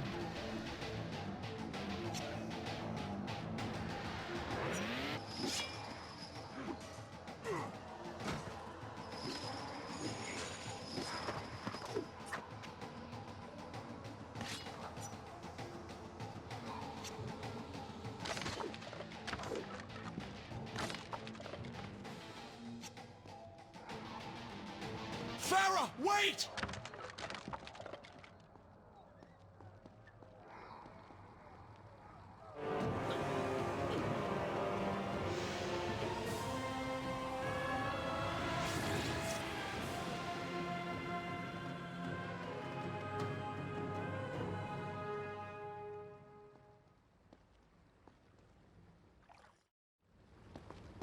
The prince cleansed himself in the waters of the fountain. Though returned to a normal body, the same could not be said for his mind.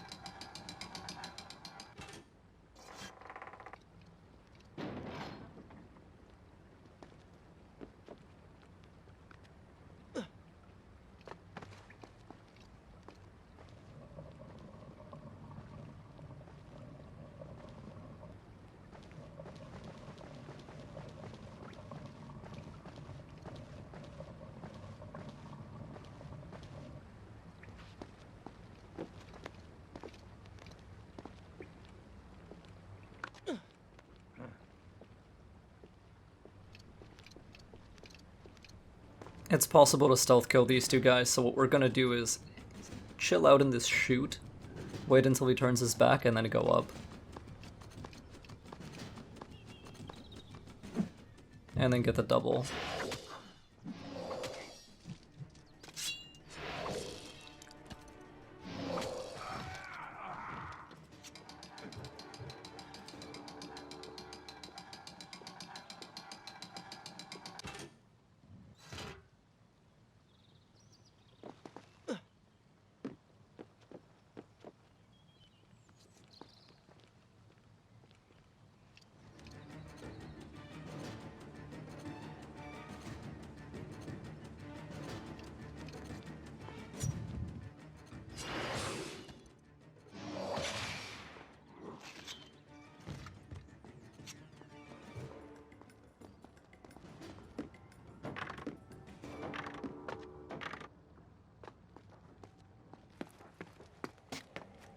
Do you see now?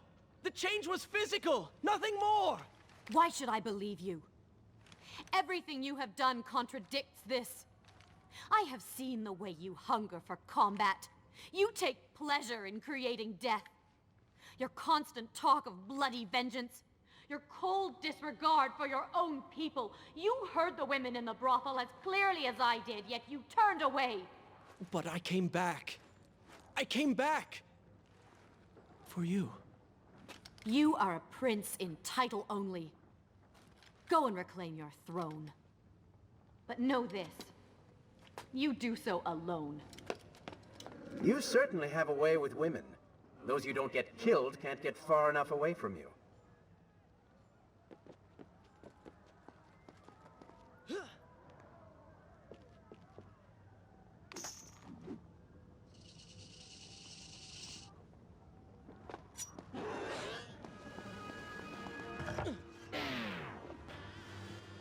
Oh, they do not seem to like the light.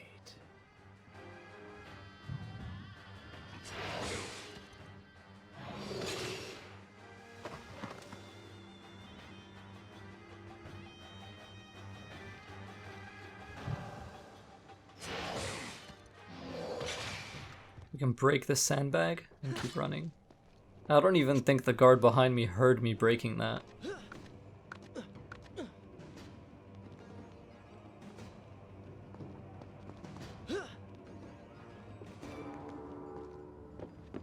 In my youth, I would often lose myself in the back alleys of the upper city.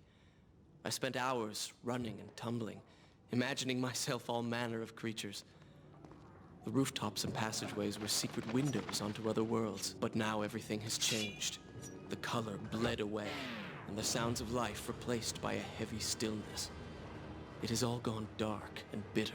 Another interesting dichotomy between Farah and the Dark Prince is that they sort of represent the different modes of play. Like, the Dark Prince always wants you to fight things, and he'll make fun of you if you flee encounters without killing anyone. Likewise, Farah, even in the first game, is like, oh, like, try to keep up, right? So it's like combat versus movement, you know, sand versus water, HP versus magic, right? The different resources. The palace is close. Let us at last be on our way. The prince was finally forced to accept the fact that Farah was lost to him, and that he alone was responsible for this. Had he not hidden the truth from her, had he shown more compassion, then perhaps things may have gone another way. But now it was simply too late. In spite of this, or perhaps because of it, the prince found himself profoundly affected by Farah's earlier words and deeds. They had wrought a change in him, slowly supplanting the dark demands of his ruthless alter ego.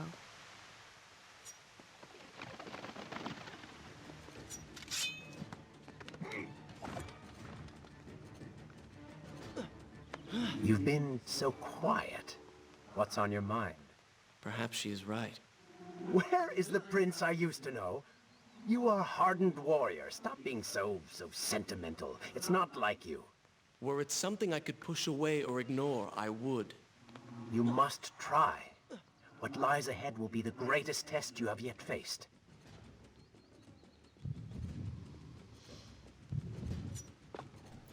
We only need to take out a few of these guys in order to use the switch. And luckily they're all 2 shots.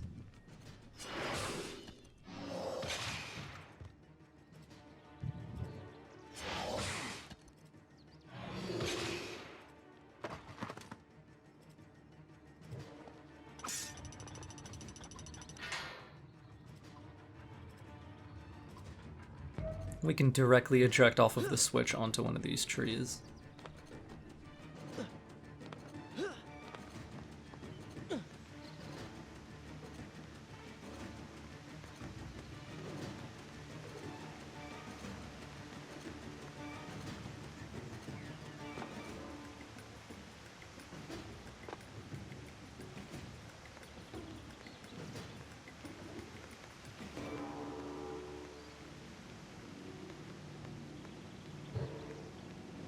Tell me then, what do you believe it is to be a warrior? It is to hunger for combat, to seek solution with the sword. Do you disagree? Had you asked me when we first met, I would have said the same. Now, I am not so sure. Think on it, then. And this is another sand gate. I don't think we need to actually kill everyone here, just the most problematic ones.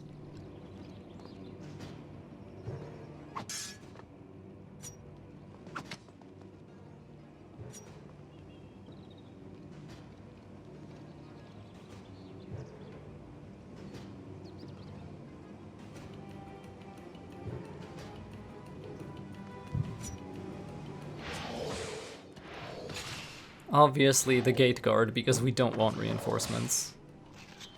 Get on this ledge and go over here.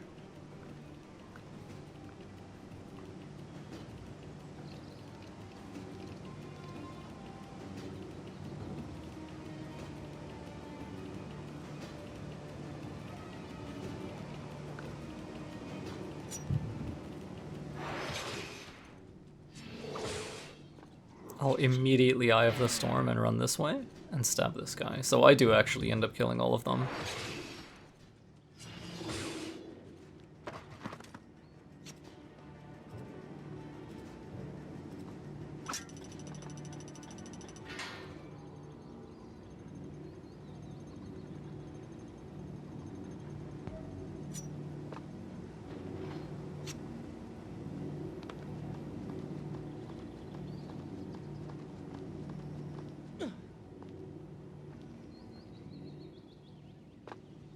I think a true warrior fights for something other than himself. And what of the man that battles to better his own station, to improve his lot in life? Often it is the only way to achieve greatness. But what you describe is not a man. It is a monster. I see. We will have to continue this discussion later.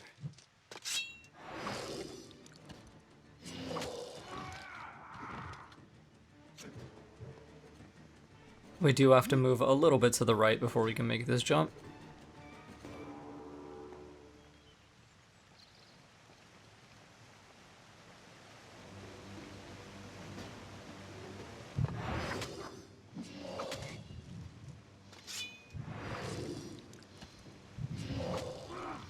And then just run along the wall to go a little bit faster. Because it's not like there's any riveting gameplay, you know, you're just walking otherwise. So here we get the Stone Guardian boss. I don't know if it's really a boss. A lot of, you know, all bosses videos and boss guides consider it a boss, so I guess I do too.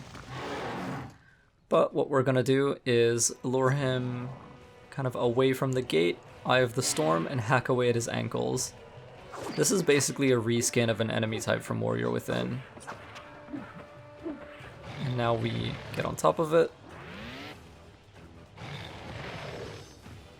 And take control. We gotta ride this guy all the way to the end of this little canal. What's funny about this section is that at high frame rates it actually becomes easier. Due to reasons I don't understand, you'll actually see the Guardian sometimes slows down as you run. Like, here, what is this? This doesn't happen on like the GameCube and PS2 or Xbox versions.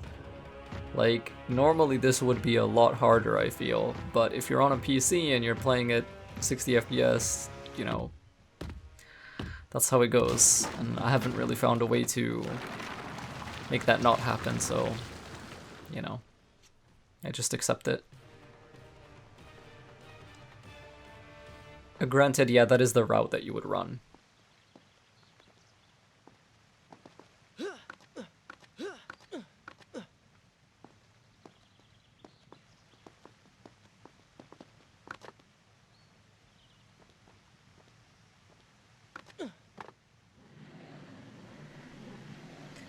Next we come up to a section that's not super difficult, but is very difficult if you're trying to do no damage.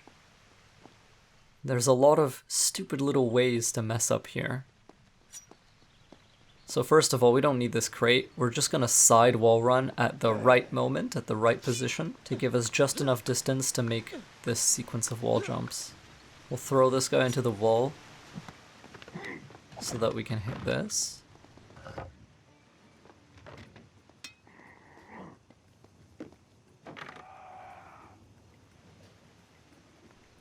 Grabbing and throwing enemies is so strong in this game. It gives you so much space, it gives you so much control. Help us! A fire!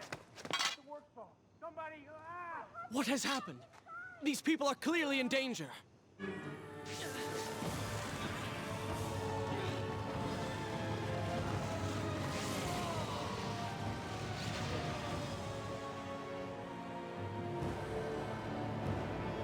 Immediately we're gonna come right down here. How convenient. A burning building filled with helpless citizens just begging for rescue. What do you mean? I mean, it sounds like a trap. Ridiculous. Is it? If I was an enraged sand god intent on killing you, and you'd already slain 2 of my best lieutenants, well, I'd be inclined to try a less direct approach, one that exploits your newfound compassion.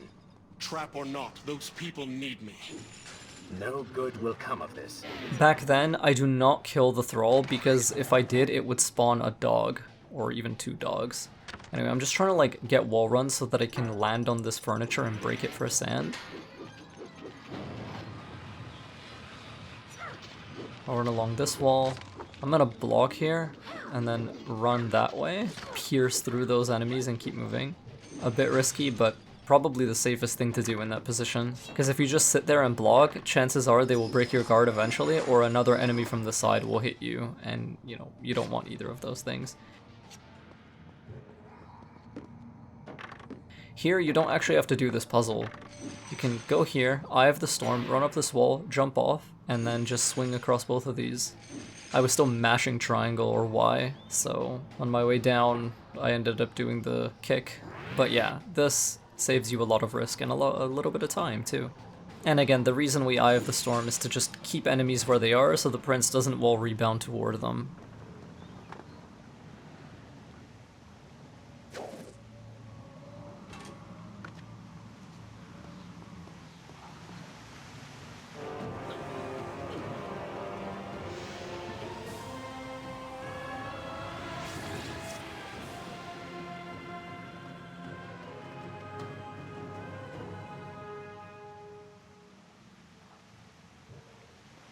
I must hurry and find a way inside.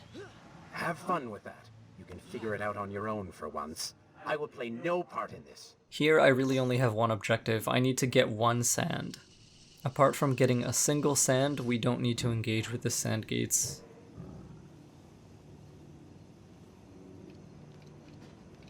So in other words, I only need to kill this one guy.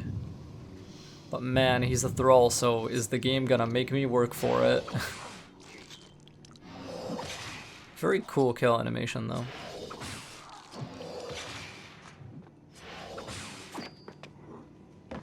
Okay, I got a sand, so we're on our way. This 1 sand lets me have my maximum, and I'll only use a single Eye of the Storm to get through this trap gauntlet. This way, when I break one of the pots, I will most likely have the maximum amount of sand for the upcoming boss fight.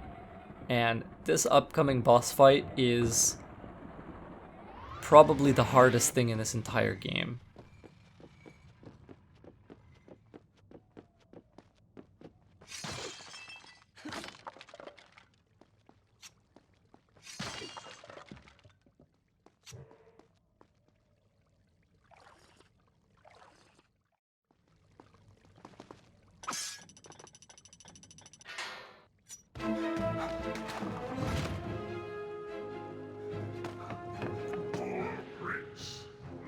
Inside a burning building and no way out.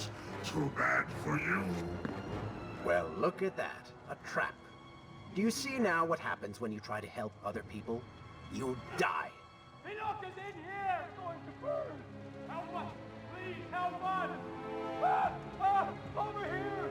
Over here! Please, finally, get us out!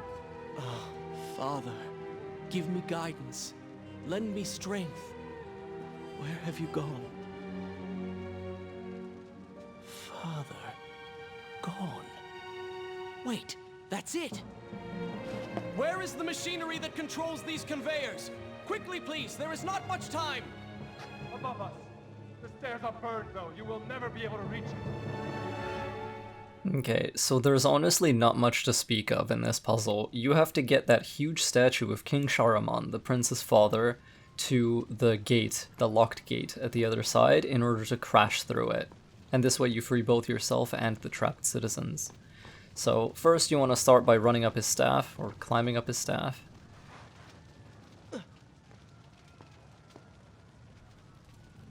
And then coming over here, you can do a side wall run, and then wall jump your way up here.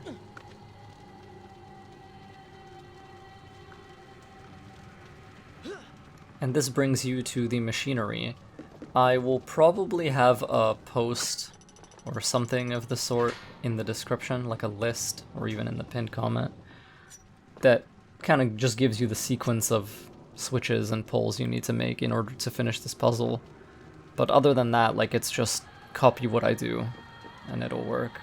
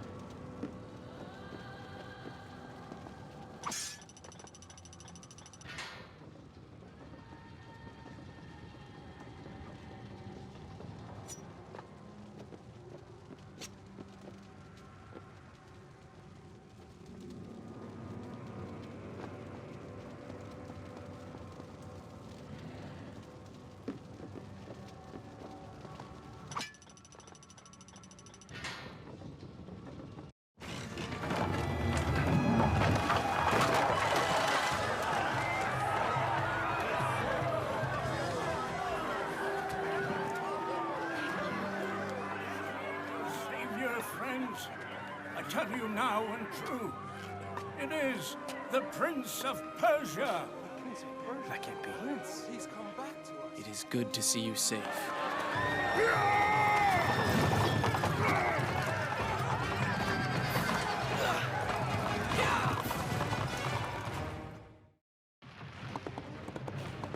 I think you're taking this hero business a little too far. You've already saved the citizens. So this is the second and last Chariot Chase in the game. This one's a bit harder than the first, and what it leads to is, like I mentioned earlier, the hardest boss fight in the entire game. So it's very important that the player conserves sand here. Especially if, like me, you have only 3 maximum.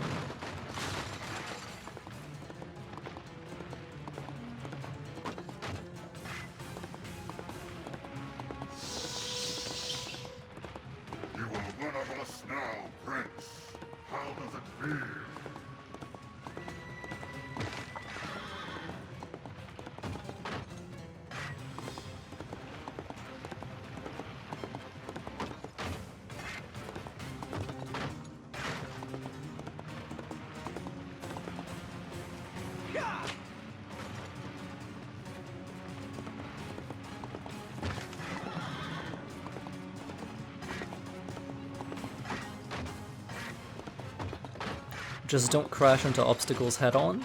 It's okay to grind the side of your wheels against them.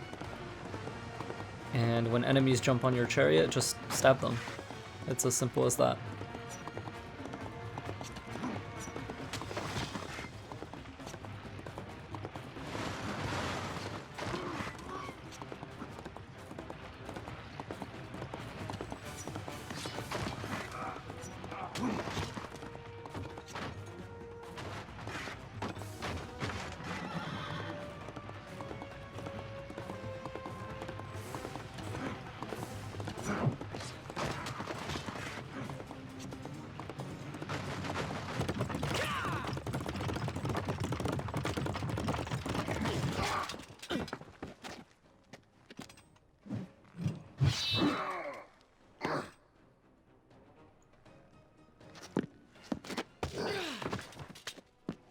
Alright, I will admit, I was not expecting that. Axe and sword is a difficult fight. You want to manipulate sword into behaving the way you want him to. So first things first, immediately tag sword with your dagger a few times to make axe jump. This gives you a damage window on axe. Axe is the one you actually want to be damaging. So you see that jump behavior? We want sword to only jump at us, because if he jumps at us, we can always block his singular hit, tag him 3 times, and then make axe jump at us. You do not want sword to roll. You don't want that behavior. That is super scary. If sword is rolling, you want to back away to make him jump. That's what you want. Sometimes it'll take less than 3 hits to provoke axe into leaping, so just be mindful. There we go, 1, 2, 3. Roll away. Try to make sword jump at us. This is scary, okay. It's fine, we'll back out now. Okay, good. They're too close to each other. If they're too close, you want to space them out again.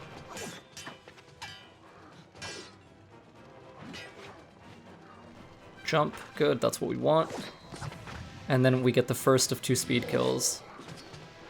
Bam. That's it, that damages both of them to about half. Get the jump. In this second phase, Axe's stun time is shorter, so don't greed too much damage.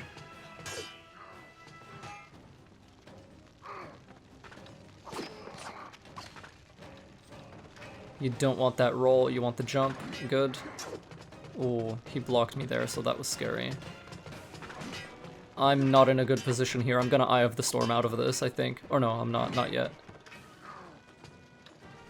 It's really scary. Like, there's not a lot of room to maneuver, there's no way to use the environment, and it's just 1 against 2.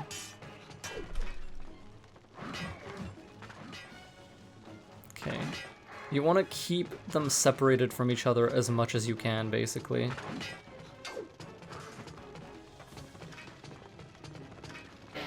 and they're doing too good of a job at following me, so I'll Eye of the Storm out of the situation, and then lure Sword into jumping. And then when he does, I'll try to provoke Axe into attacking. Good. Bait the jump out of Sword. This is what you want to do. If you do this and you play this slowly, it's relatively safe. Although sometimes the game might mess you up because Sword will just block your attack for no discernible reason.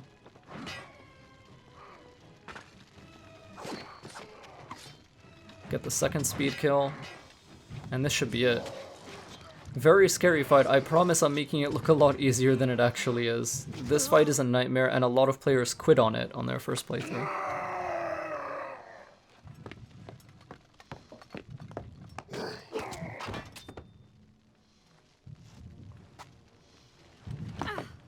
It seems I chose the right moment to return. Thank you. Lucky shot. We should move. I'm sure more are on the way.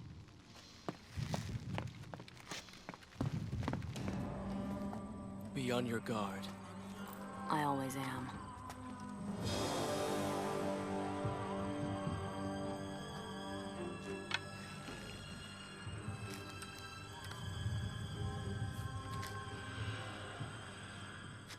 Run!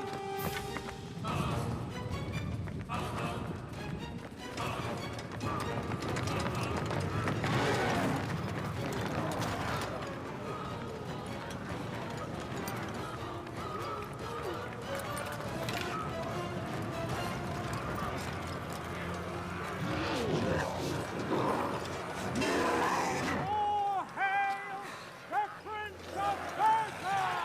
A greater hero the land has never known! You have saved the people of this city! And we have come to repay the favor!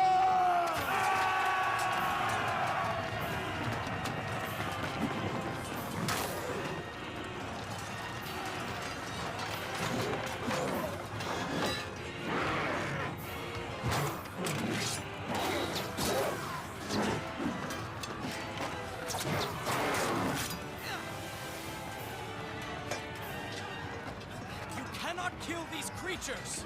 But we can slow them! Go, Prince! Find the Vizier and finish him, so that this nightmare might finally end.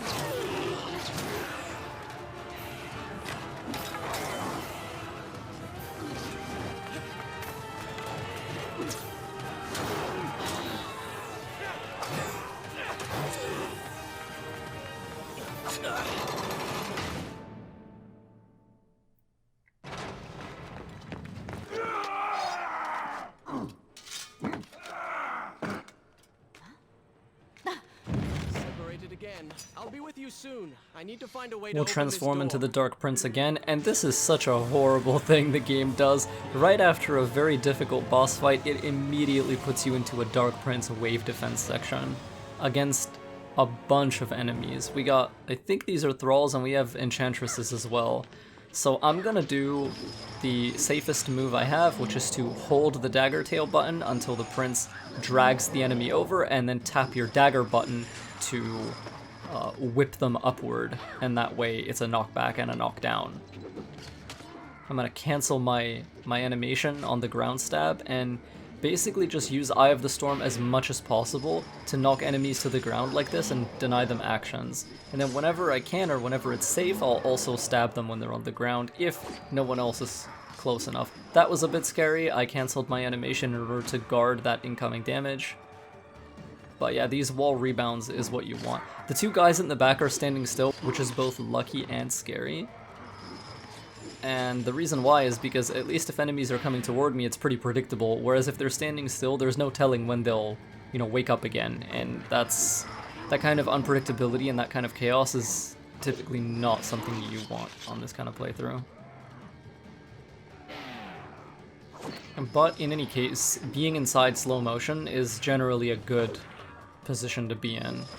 We're killing these guys, getting some sand. There's no reason not to use our resources because the Dark Prince is going to be generating a lot of these, just because of how easily he can kill people.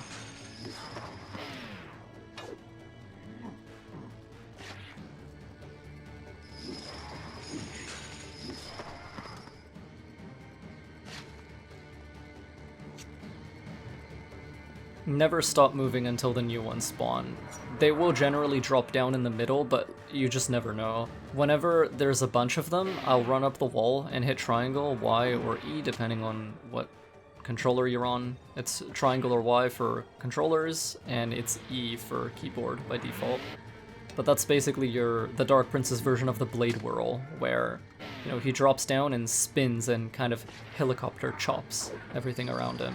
It's a great crowd control technique. It knocks a lot of enemies down. And it's just such a handy move to have when you're surrounded by enemies. This was a scary moment. I really needed to get some kills. I really needed the sand because my death timer was on the low side.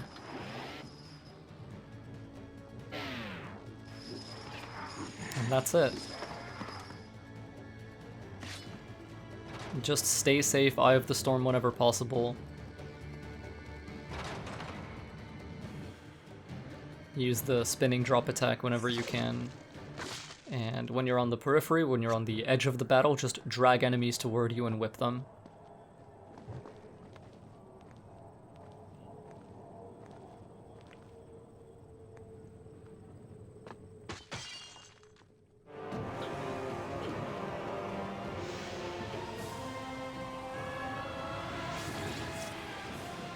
Something that's been pointed out in a few video essays is that Farah is less of an active participant in this game than in Sands of Time. She mostly just journeys with you in cutscenes, and she's not an active AI fighting alongside you.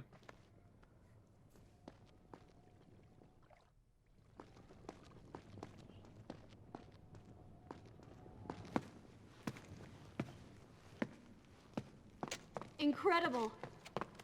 I have only heard stories of such marvels. But to see one up close...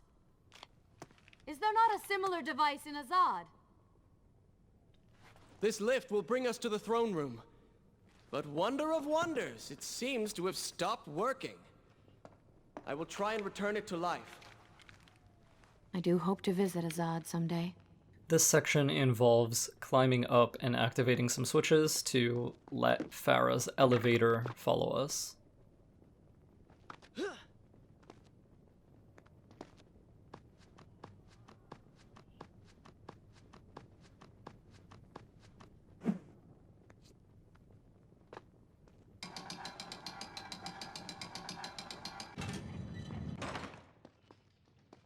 As with all banner grinds, banner slides, don't jump too early, and you'll be fine.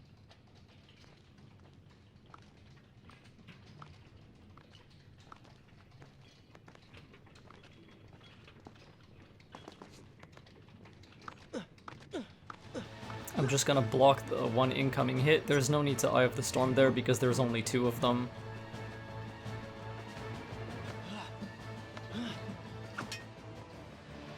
I am sorry. What? I said I'm sorry. I never apologized for the way I acted, for the things I said, for who I was. I owe you an apology as well. It was unfair of me to accuse you of such terrible things. But I have done terrible things. We all make mistakes, Prince. The difference is that you have accepted yours. I saw what you did at the workshop. And what the old man said is true. You are a prince. You're killing me. We can just Eye of the Storm to buy ourselves enough time to push this crank. One of these pots should have some sand in it. Or that chair. There we go.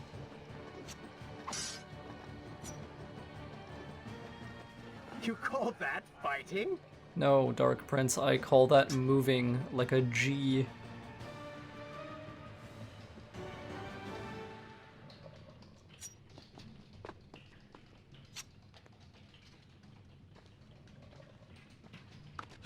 Imagine fighting. Couldn't be me. Actually, I lied. I'm gonna fight this one guy here.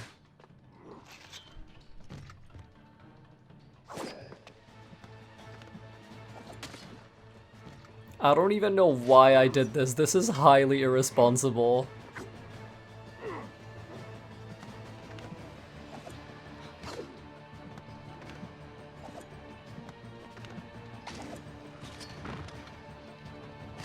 Like, I'm just flexing on this man.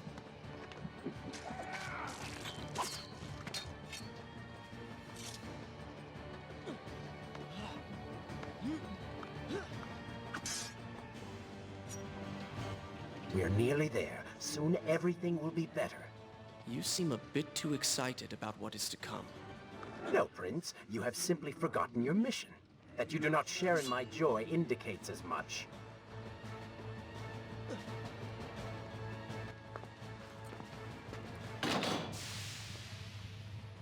What is your favorite color? Color? Shall I repeat the question? Blue. Blue? That's not my favorite color. What is the point of this? Must every conversation we have be so serious? I know so little about you. Very well. Then, what is your favorite food? The pomegranate, of course. I do not like pomegranates. What is wrong with you? They are messy, impossible to eat with dignity. So much work for a few seeds. But is it not the effort that makes them that much sweeter? I think I'm going to be sick. What is this place? It is the heart of the Hanging Gardens. These are the instruments of life, regulating and running everything.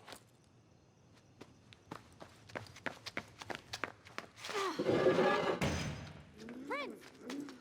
Watch out! These enchantresses, we're just going to do our standard thing of luring them away from whatever we need to interact with. Wait until they stop moving before you attack them.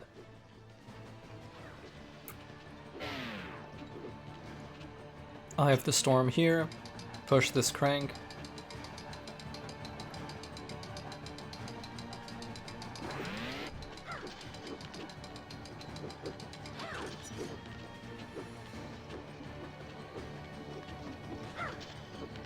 I'm gonna break these pots for sand so that I can have one more. There we go. This also gives the enchantresses enough time to move over to us.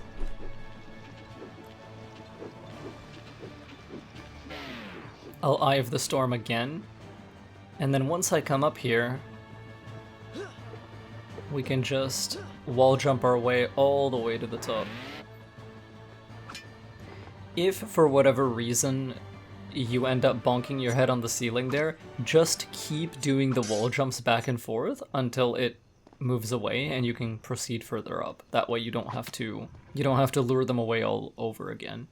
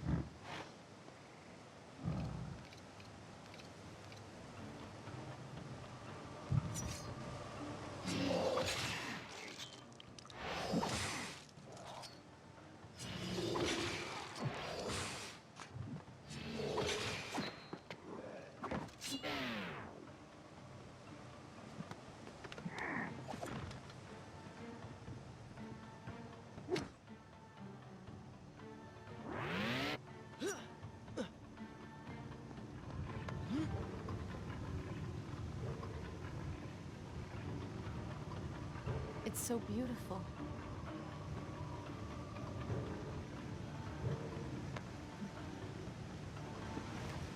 What is he like? Your father? He is a good man. No, a great man. Strong, loyal, kind, forgiving. What is it? That is to say, we did not part on the best of terms. It was many years ago. I was young and full of pride, full of fear as well. He offered to listen, but I could not find the words, would not find them. And I only hope that I may see him once more, to say that I am sorry. But this is a story for another time. Let us speak of other things. Surrounded by so much sadness, we should not succumb ourselves. Returning to the matter at hand, I cannot get to you from where I am. I can close another shutter then. Let us regroup ahead.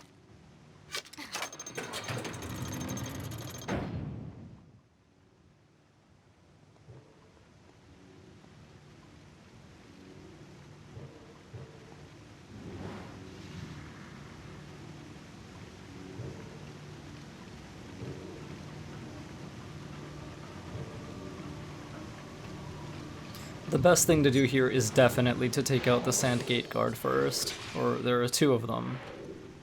And they're the ones that we pretty much have to go for. Although I guess I go for the Thrall first.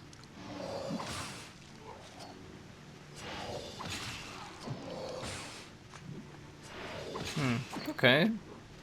That's fine though. Now that it's just him, there's not much he can do.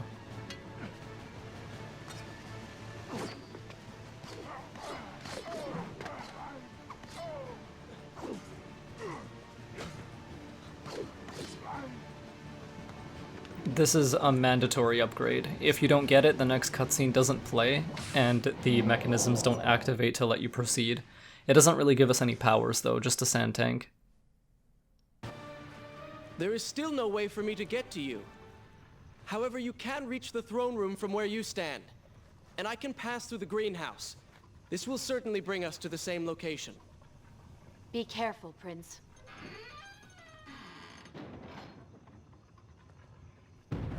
I'm just testing to see if I ended up picking up any more powers, and no, I didn't.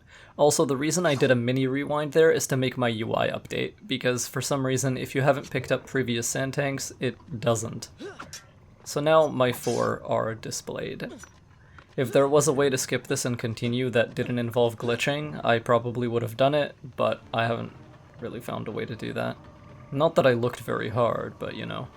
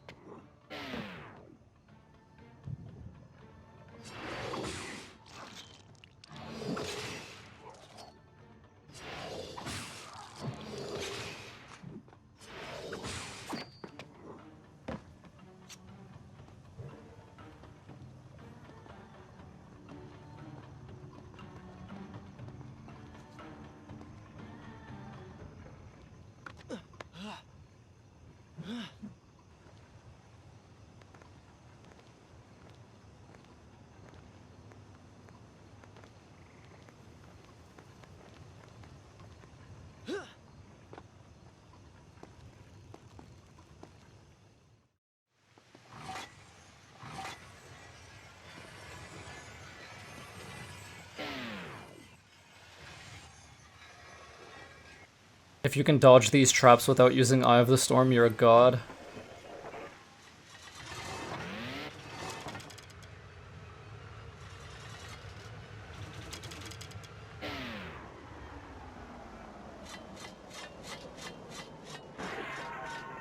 here, these next saw blades only trigger once you get close. So you see, when I get close, they activate. When I back up, they deactivate. So back up, Eye of the Storm, and then run forward and run diagonally.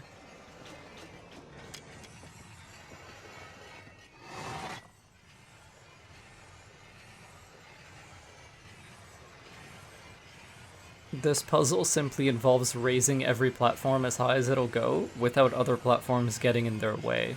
It's a lot simpler than the statue puzzle.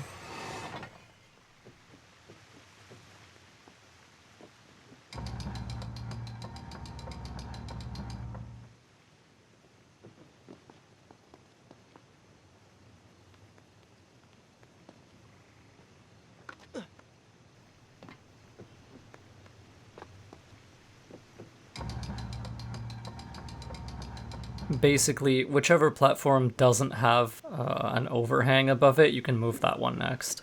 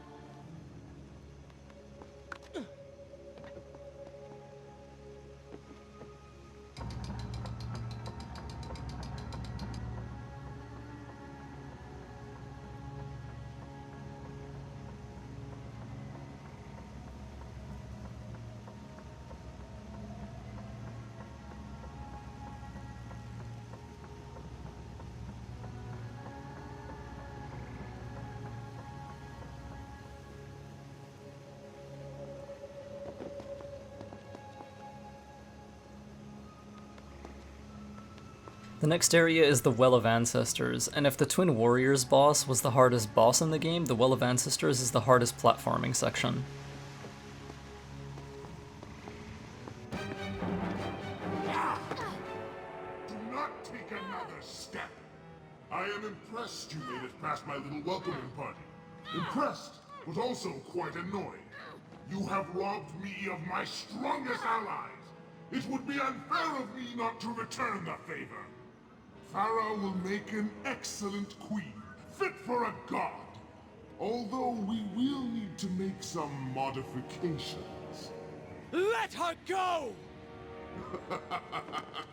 You act as though you have a say in the matter. Which you don't. Say hello to your... The prince was cast to his death into a pit of darkness, robbed of Farah, distanced from the Vizier. He had been warned that his journey would not end well.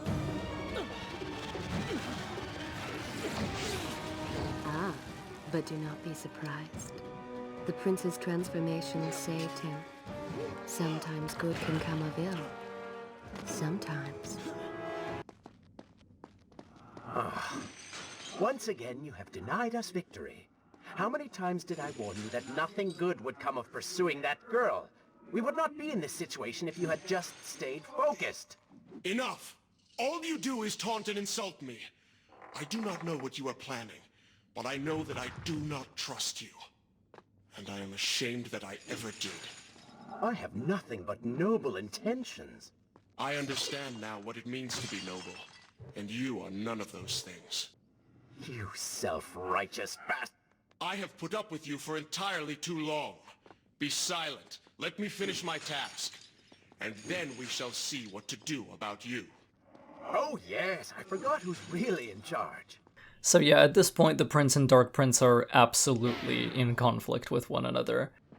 I want to take out this illusion for its sand, because it is both the most dangerous enemy since it can tag me at range, and it's also the one with the lowest HP, so I can kill it easiest. So yeah, get some sand, get some health. These upcoming enemies, we don't have to fight them, we can just keep running. I always get a bit confused at this point. You're supposed to just run and jump straight forward, but I always think there's something to the right, and there isn't. And I ran this section multiple times, and it always threw me off there.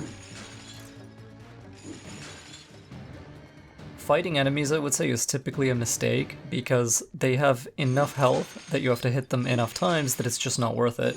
If you just keep moving and hit pots for sand, like these, that's much better.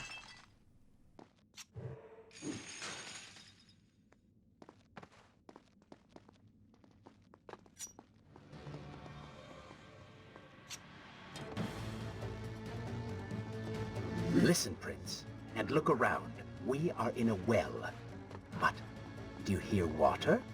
Do you see it? Feel its moist embrace? Why, I think it's gone. I think the Vizier has drained it. How long do you think you can maintain your health, your control of the body? It's really important to just Eye of the Storm as soon as you hit that platform. Just about keep running, because you don't want illusions to throw knives at you. Tick-tock, Prince. Tick-tock.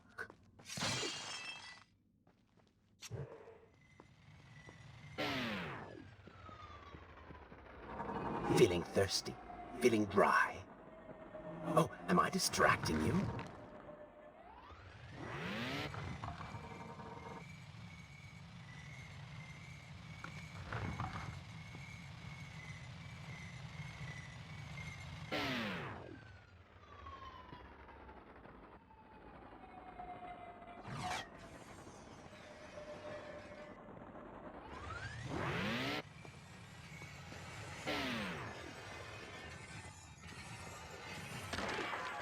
There's not that much to this section, just get sand wherever you can get it, and Eye of the Storm through traps whenever you can.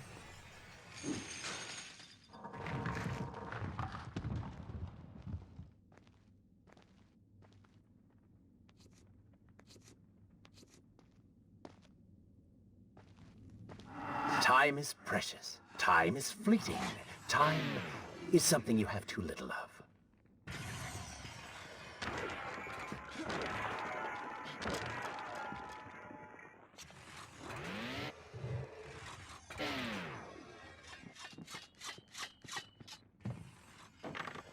Oh, would you like a drink?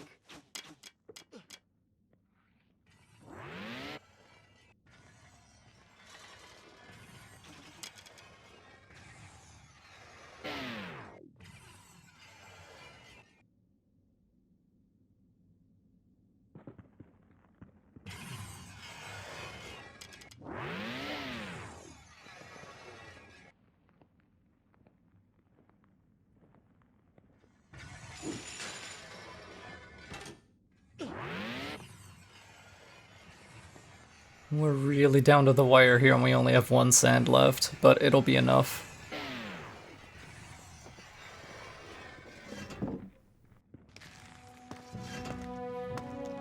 Father's sword? But what is it doing here?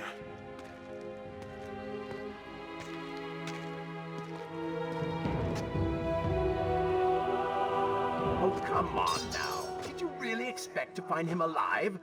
Even after everything you have experienced, still you hold out hope. Oh, Father. What have I done? What now, then? Gather up enough sand, perform another grand rewind? Or perhaps you can return to the island and travel back to a time when he might still be saved.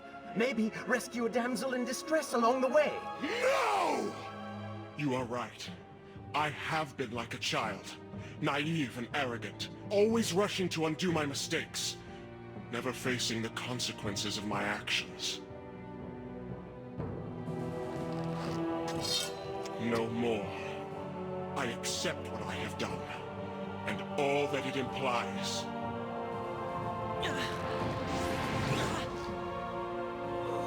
What is this? You have no water? How did you... You hold no power over me now. Begone. Retreat to whatever dark hole spawned you, and do not trouble me again. So at this point, the prince casts out the Dark Prince because he accepts himself, his mistakes.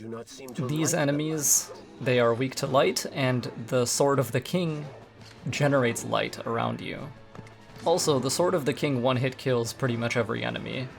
So we're just gonna Eye of the Storm and very carefully kill all of these guys. I'm card canceling some of these animations because I don't want to get hit in case they lash out at me. I think that's everyone. I'm just walking around a bit to make sure, and when I feel pretty confident that that's all of them, we're gonna go ahead and break through this wall. Now weak walls come into play, and with a charged attack from the King's Sword, you can break them.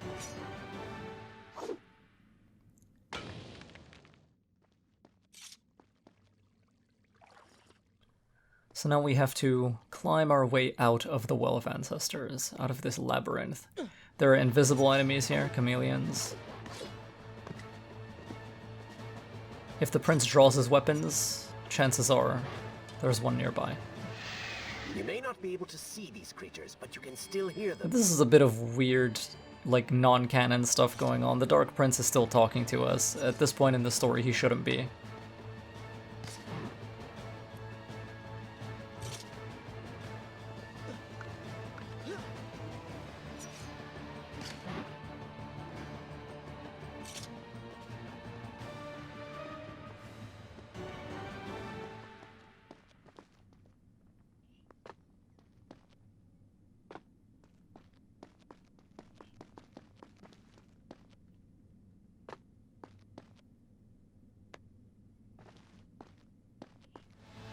I'll slow-mo here, just so that I don't get unceremoniously struck out of my movement.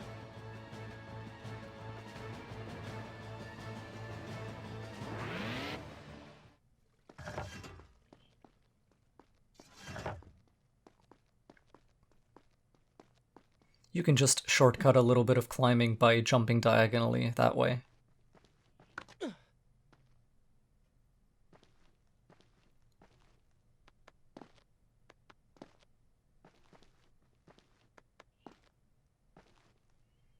I really like how dark and gloomy this section is and how isolating it feels, in part because no music plays here, it's just you and the darkness.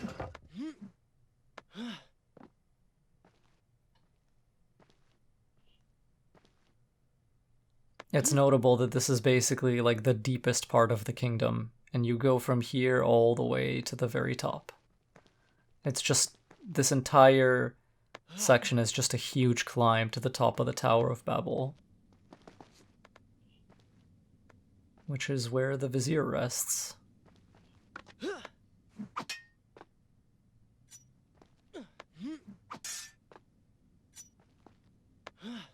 Break this wall, there are enemies behind it.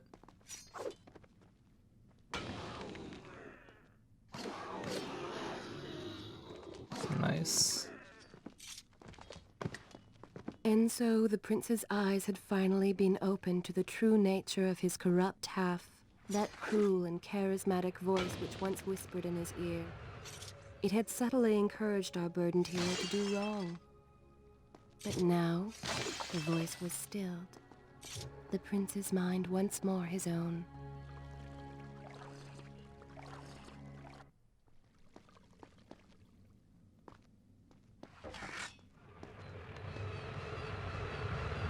The easiest way to line up this jump is to drop down to that ledge.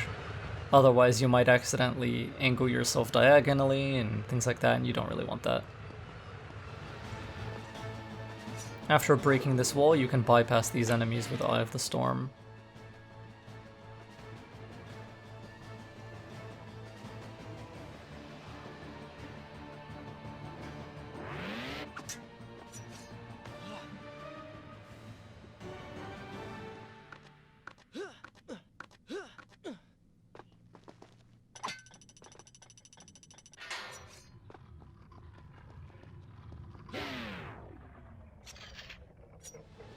The dogs are the issue here, so we'll just kill them.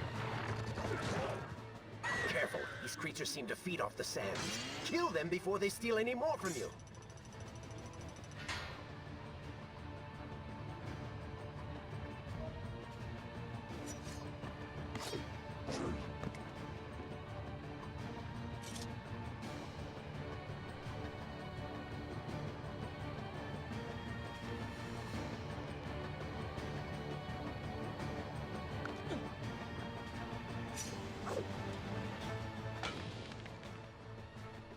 I love how the music was starting to end, and then it kicked back in again when it realized there were more enemies around me. You don't have to stab this plate, just jump off of it and stab the one on the far side, and the same goes for this one. We should Eye of the Storm here, kill these dogs, and some Reptus will spawn from above as well. But since we're still in Eye of the Storm, we can just keep running.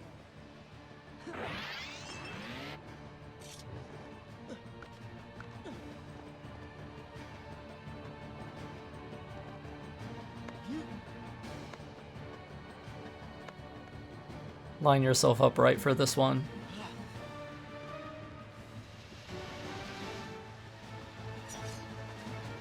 We can just jump right to this.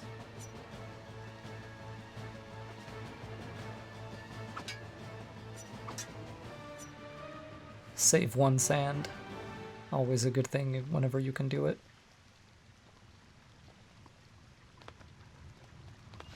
This lets us run right through these enemies and immediately break this without being auto-corrected and auto-targeting nearby foes.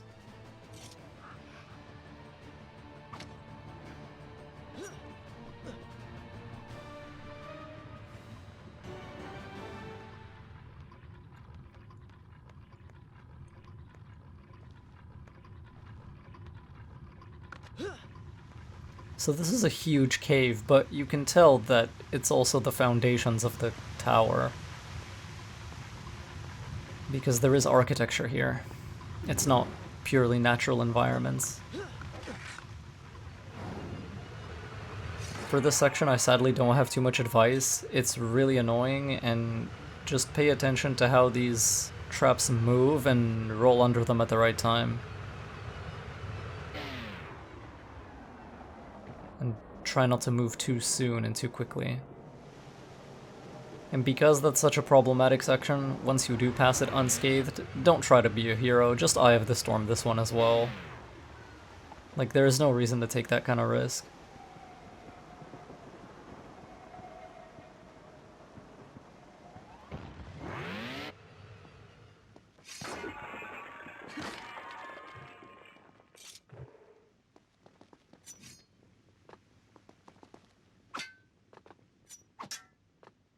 Okay, and now we can save before we head into the Royal Kitchen. The Royal Kitchen has a bunch of enemies we're not going to fight as well, just because the Prince's movement is so strong, especially with Eye of the Storm backing him up. So we'll pop it right here, and then just run past all these enemies even before they spawn. If we get high up enough, they can't throw anything at us anymore. Those other two assume that the player will be down there, but we're not. We're going this way. I'll break these pots in case they have some sand for me. It appears that they don't. If you let go of your wall run button, you won't overshoot that beam and you'll land right on it, which is nice.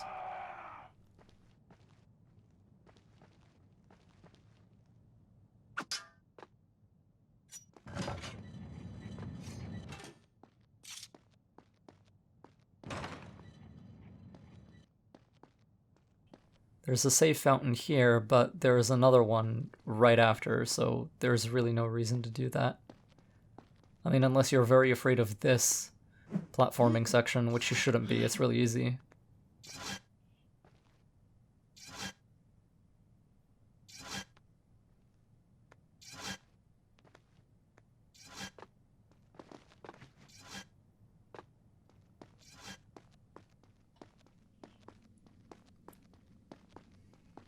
Now we have to start climbing the outskirts, the outside of the tower. And it has 3 sections, the lower, middle, and upper tower. There's an invisible enemy there. If you're quick enough, it shouldn't attack you.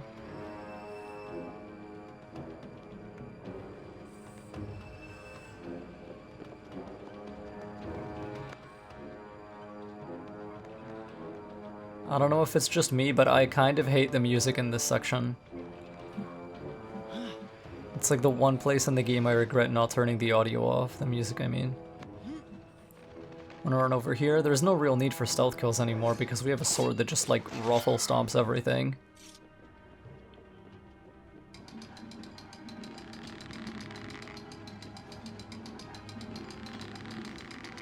Here I'm trying to be cheeky and, I don't know, do some kind of weird movement.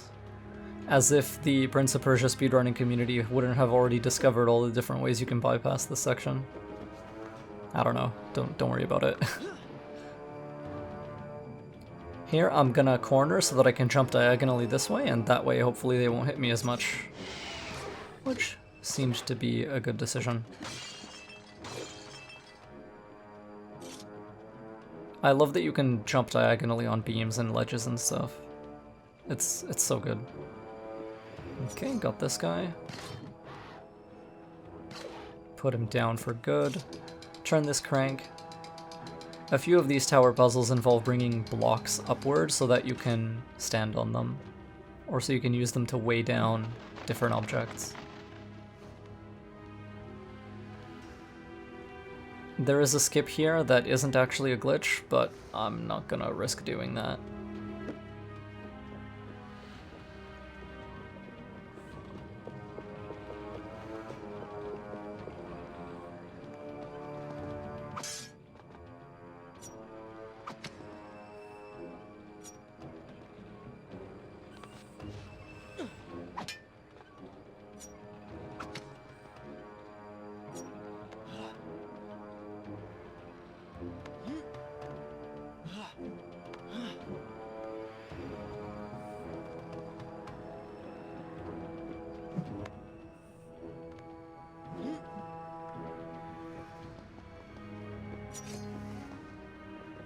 We're gonna get some sand here. This can be a bit of a tough section, because you really have to go as soon as you see that trap turn. For this one, we're probably just gonna run on the walls. When that one collapses. There we go. And this one is the opposite, you just run on the ground.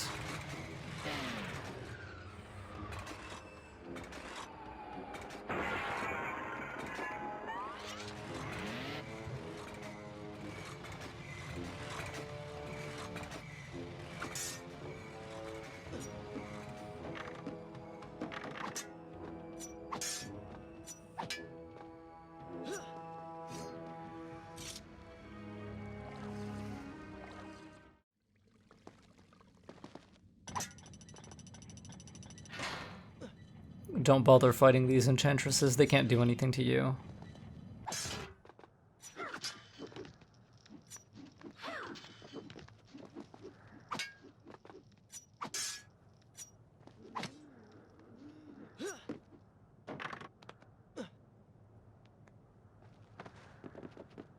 So this upcoming section actually has a bit of an annoying moment where on modern systems, like especially if you're running it at anything over 30 FPS, there is a jump that is broken, basically. No matter what I tried, the prince couldn't get past it. So what I'll have to do, and you'll even see it if you have a perceptive eye in this video, is at some point when we reach that section, I actually have to turn the game to 30 FPS, and then do it, and then turn it back to 60. So you have to cap your frame rate at 30 in order to make the physics for that jump not hate you, and so that you can actually make it. There are other ways, but they're so inconsistent and so annoying to deal with that it's just not worth it. For the average player, someone who's just looking to go through the game, that's the solution.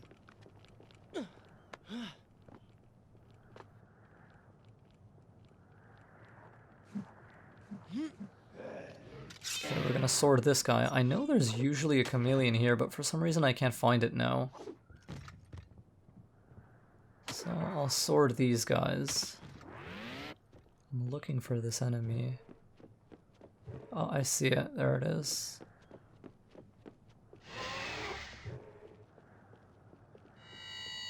That's super scary. If you don't hit, you have a lot of recovery on that animation. On that one too. Finally, I just decided to go for it. I see the shadow of the other one right there.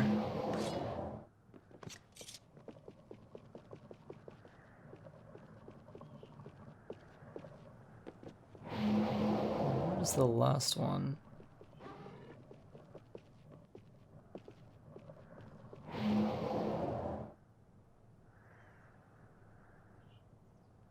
Well, it doesn't matter anymore. We'll just be on our way.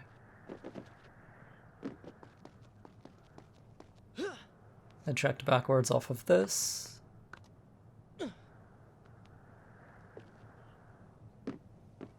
If you diagonally jump here, you'll be pretty much close to where you want to be in order to proceed. So that's another place where a diagonal jump is preferred.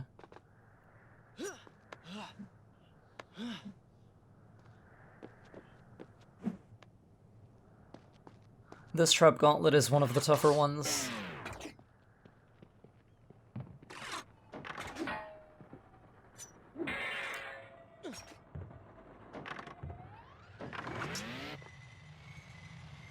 Mostly because of the final set of saws, these ones right here.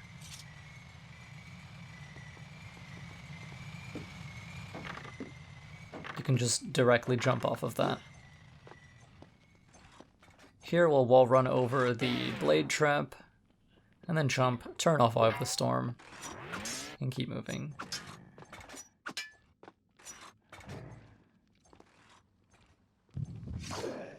We'll kill these guys to take their sand. Also, I'm pretty sure I have turned the music off at this point, just because it was starting to annoy me so much.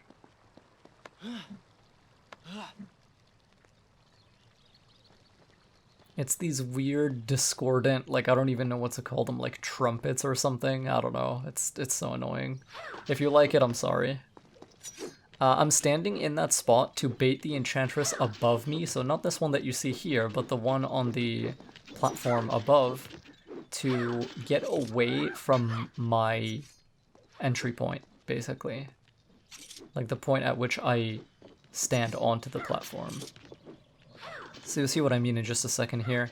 When I jump over here, and then I jump here, right above this ledge, she would usually be right where I'm standing right there. And as you're pulling up, she can hit you.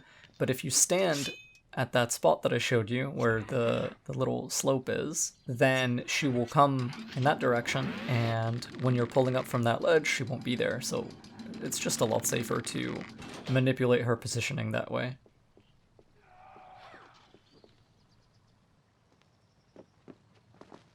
Here, we're just gonna block and hopefully they neither hit us nor guard break us. Okay, good.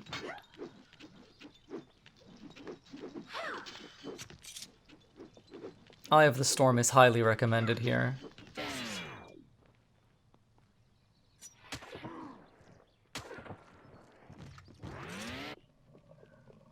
Very fortunate that both of these guys dropped sand.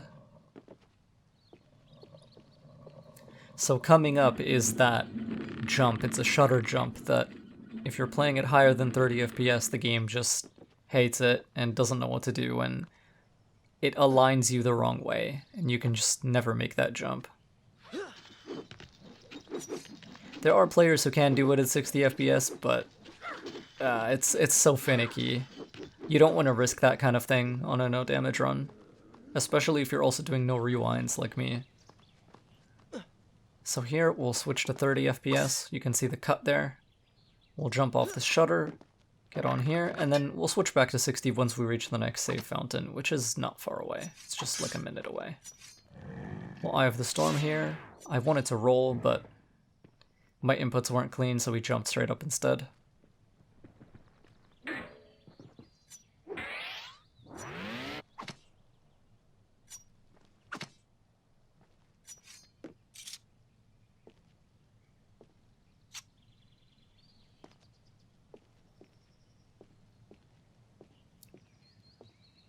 drop here. Don't jump, drop here.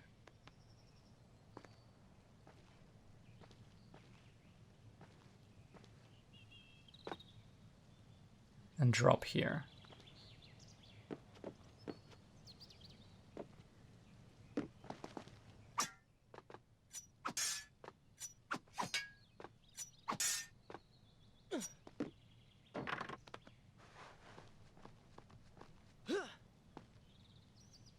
And here's our fountain, and there's not much to go until the final boss and the end of the game.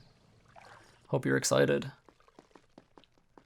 You'll notice we're back to our buttery smooth 60 now. By the way, if you run the game any higher than 60, it really hates it. So, don't do that. You know how these old games can be.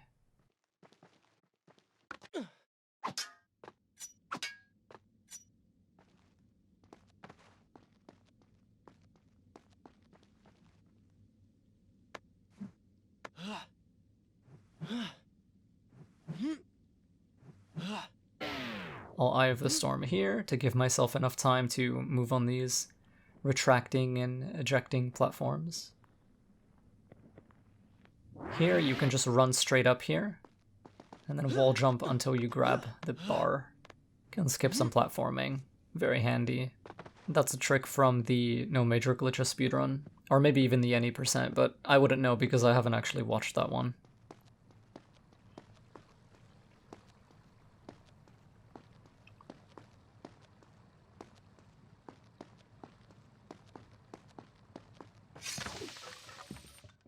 Unfortunately, you cannot flip over the railing there. You're just gonna have to, you know, go this way. So I did that to max out my sand. We have a maximum of 4, and if I remember, we're going to be using all of it in this upcoming fight.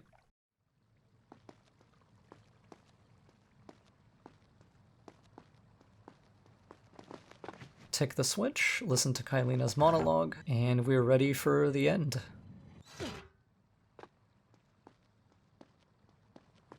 You may wonder why I would let this come to pass. So many dead, and likely more to follow. An empire reduced to rubble. A prince cast to the streets and hunted like a common criminal. But I had seen the timeline.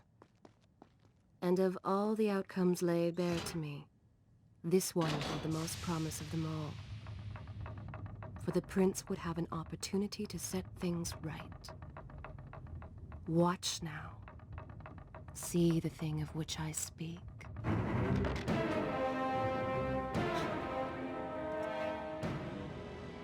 Now, where did I put those bullets? Zurvan, What is it? in case I don't get the chance again. You impudent pig! I offer you life eternal, and this is how you respond?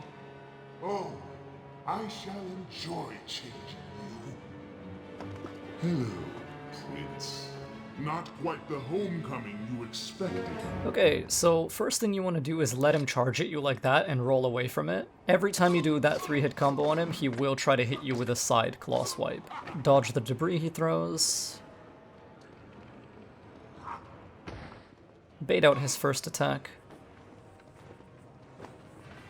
That one, and then go in. Every time he dashes away, you can chase him. Every time he dashes to the side. Why do you even try to harm me? I am immortal. Immortal perhaps, but not invincible. So once again, we're gonna bait out his first attack. There we go. He'll dash to the side. We follow him. Boom, boom, boom. Block. Boom, boom, boom. Block. You will pay for what you have done to my people. Done to them? Things will be better now. You should thank me. They live among mindless monsters in service to your madness. It is the price of progress. At this point, we can Eye of the Storm because we can optimize damage right here. Like, we can greed a lot of damage during Eye of the Storm. He just can't move, he can't hit us back, and this transitions us into his second phase. During phase 2, you have to speed kill him 3 times to carve off more and more of his wings. Sorry for this flashing, by the way.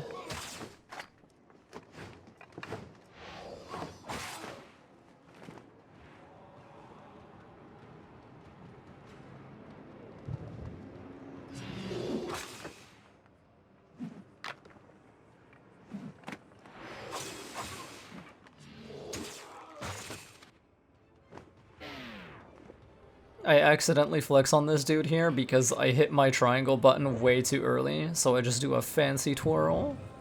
That's fine though, we're still in Eye of the Storm. No big loss.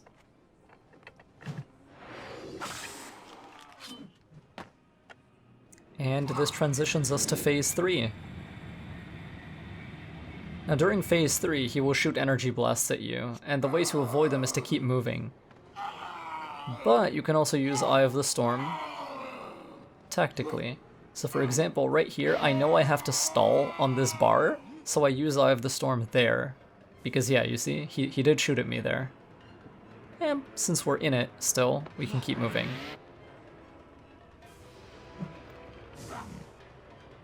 Just keep moving. That was a bit of a scary jump, but it's fine. Just keep moving, do not stop. I'll Eye of the Storm here again, because I'm at the very end of the game. This is the final way you can take any damage in the entire game. And once the dagger flashes again, after this awesome Matrix camera spin, he's donezo.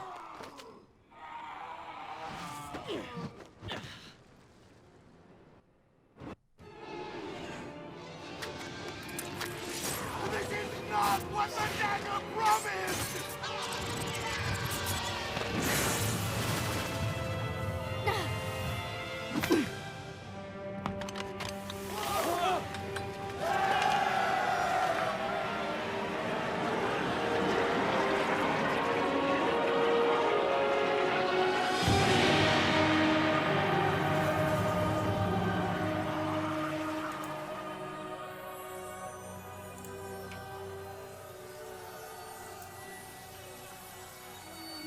This world was not meant for me, but there are others, and I will find my place just as you have found yours.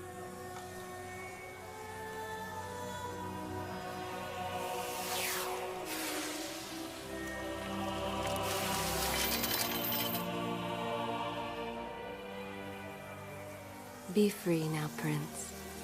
Your journey is at an end.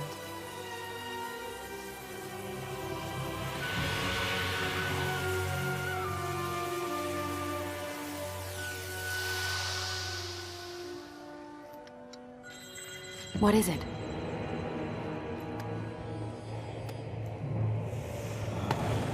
All that is yours is rightfully mine, and mine it will be.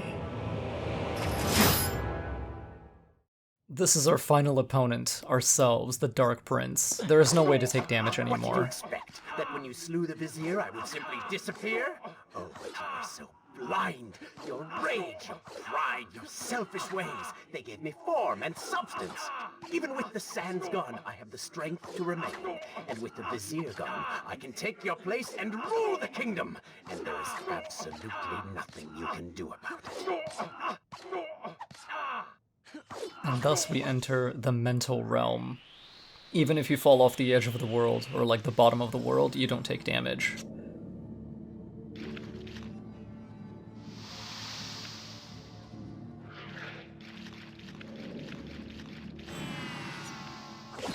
With the ability to manipulate time itself, you had the chance to be the greatest king the world has ever known. What wars you could have fought, what monuments you could have erected in your honor, what women you could have kept.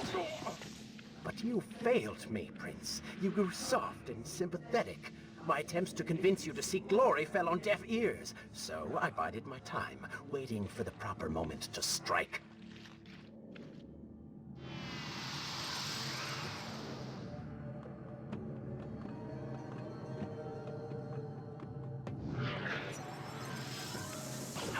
You You do not deserve what you have been given.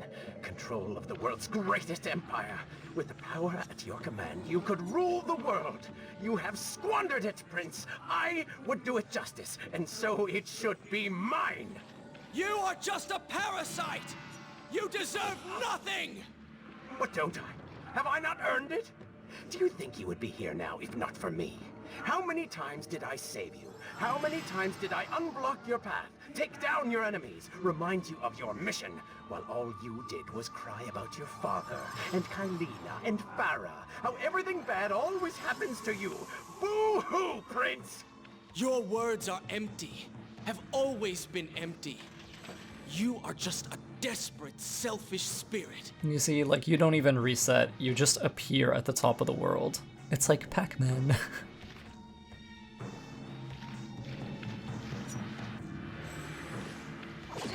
If I am selfish, Prince, it is because you are. If I am ruthless and reckless and lacking in morals, it is because you are. I did not spin myself out of the ether. I was not conjured by some mad vizier. I am you. No. I have seen the error of my ways, and I have atoned for the transgressions of my past. I am no longer that person. Seasons change, tastes change, but people never change. And you delude yourself believing otherwise. Do not fight me. Set down your sword. Embrace me. Do you mean to kill me then? To cut me down like all your other enemies? Swing that sword, Prince! We've seen how well that works. Such violence! Your anger serves only to feed me. So I have to ask, have you really changed? After all, I am still right here, standing before you. By this point, the player should kind of realize that fighting the Dark Prince doesn't actually do anything, and there must be another way.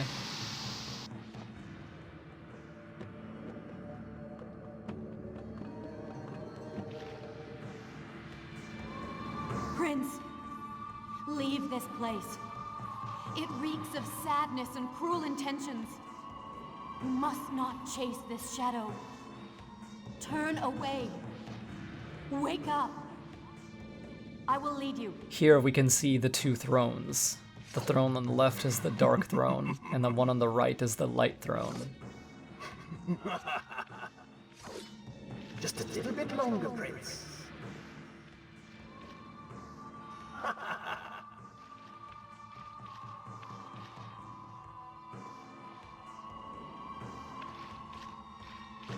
No!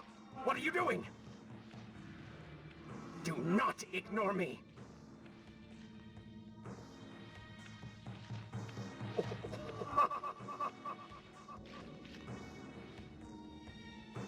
Do not leave me behind!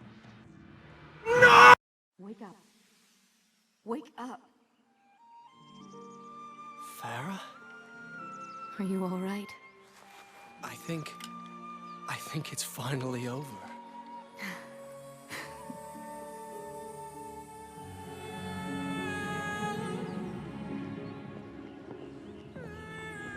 Prince, there's still something I don't understand.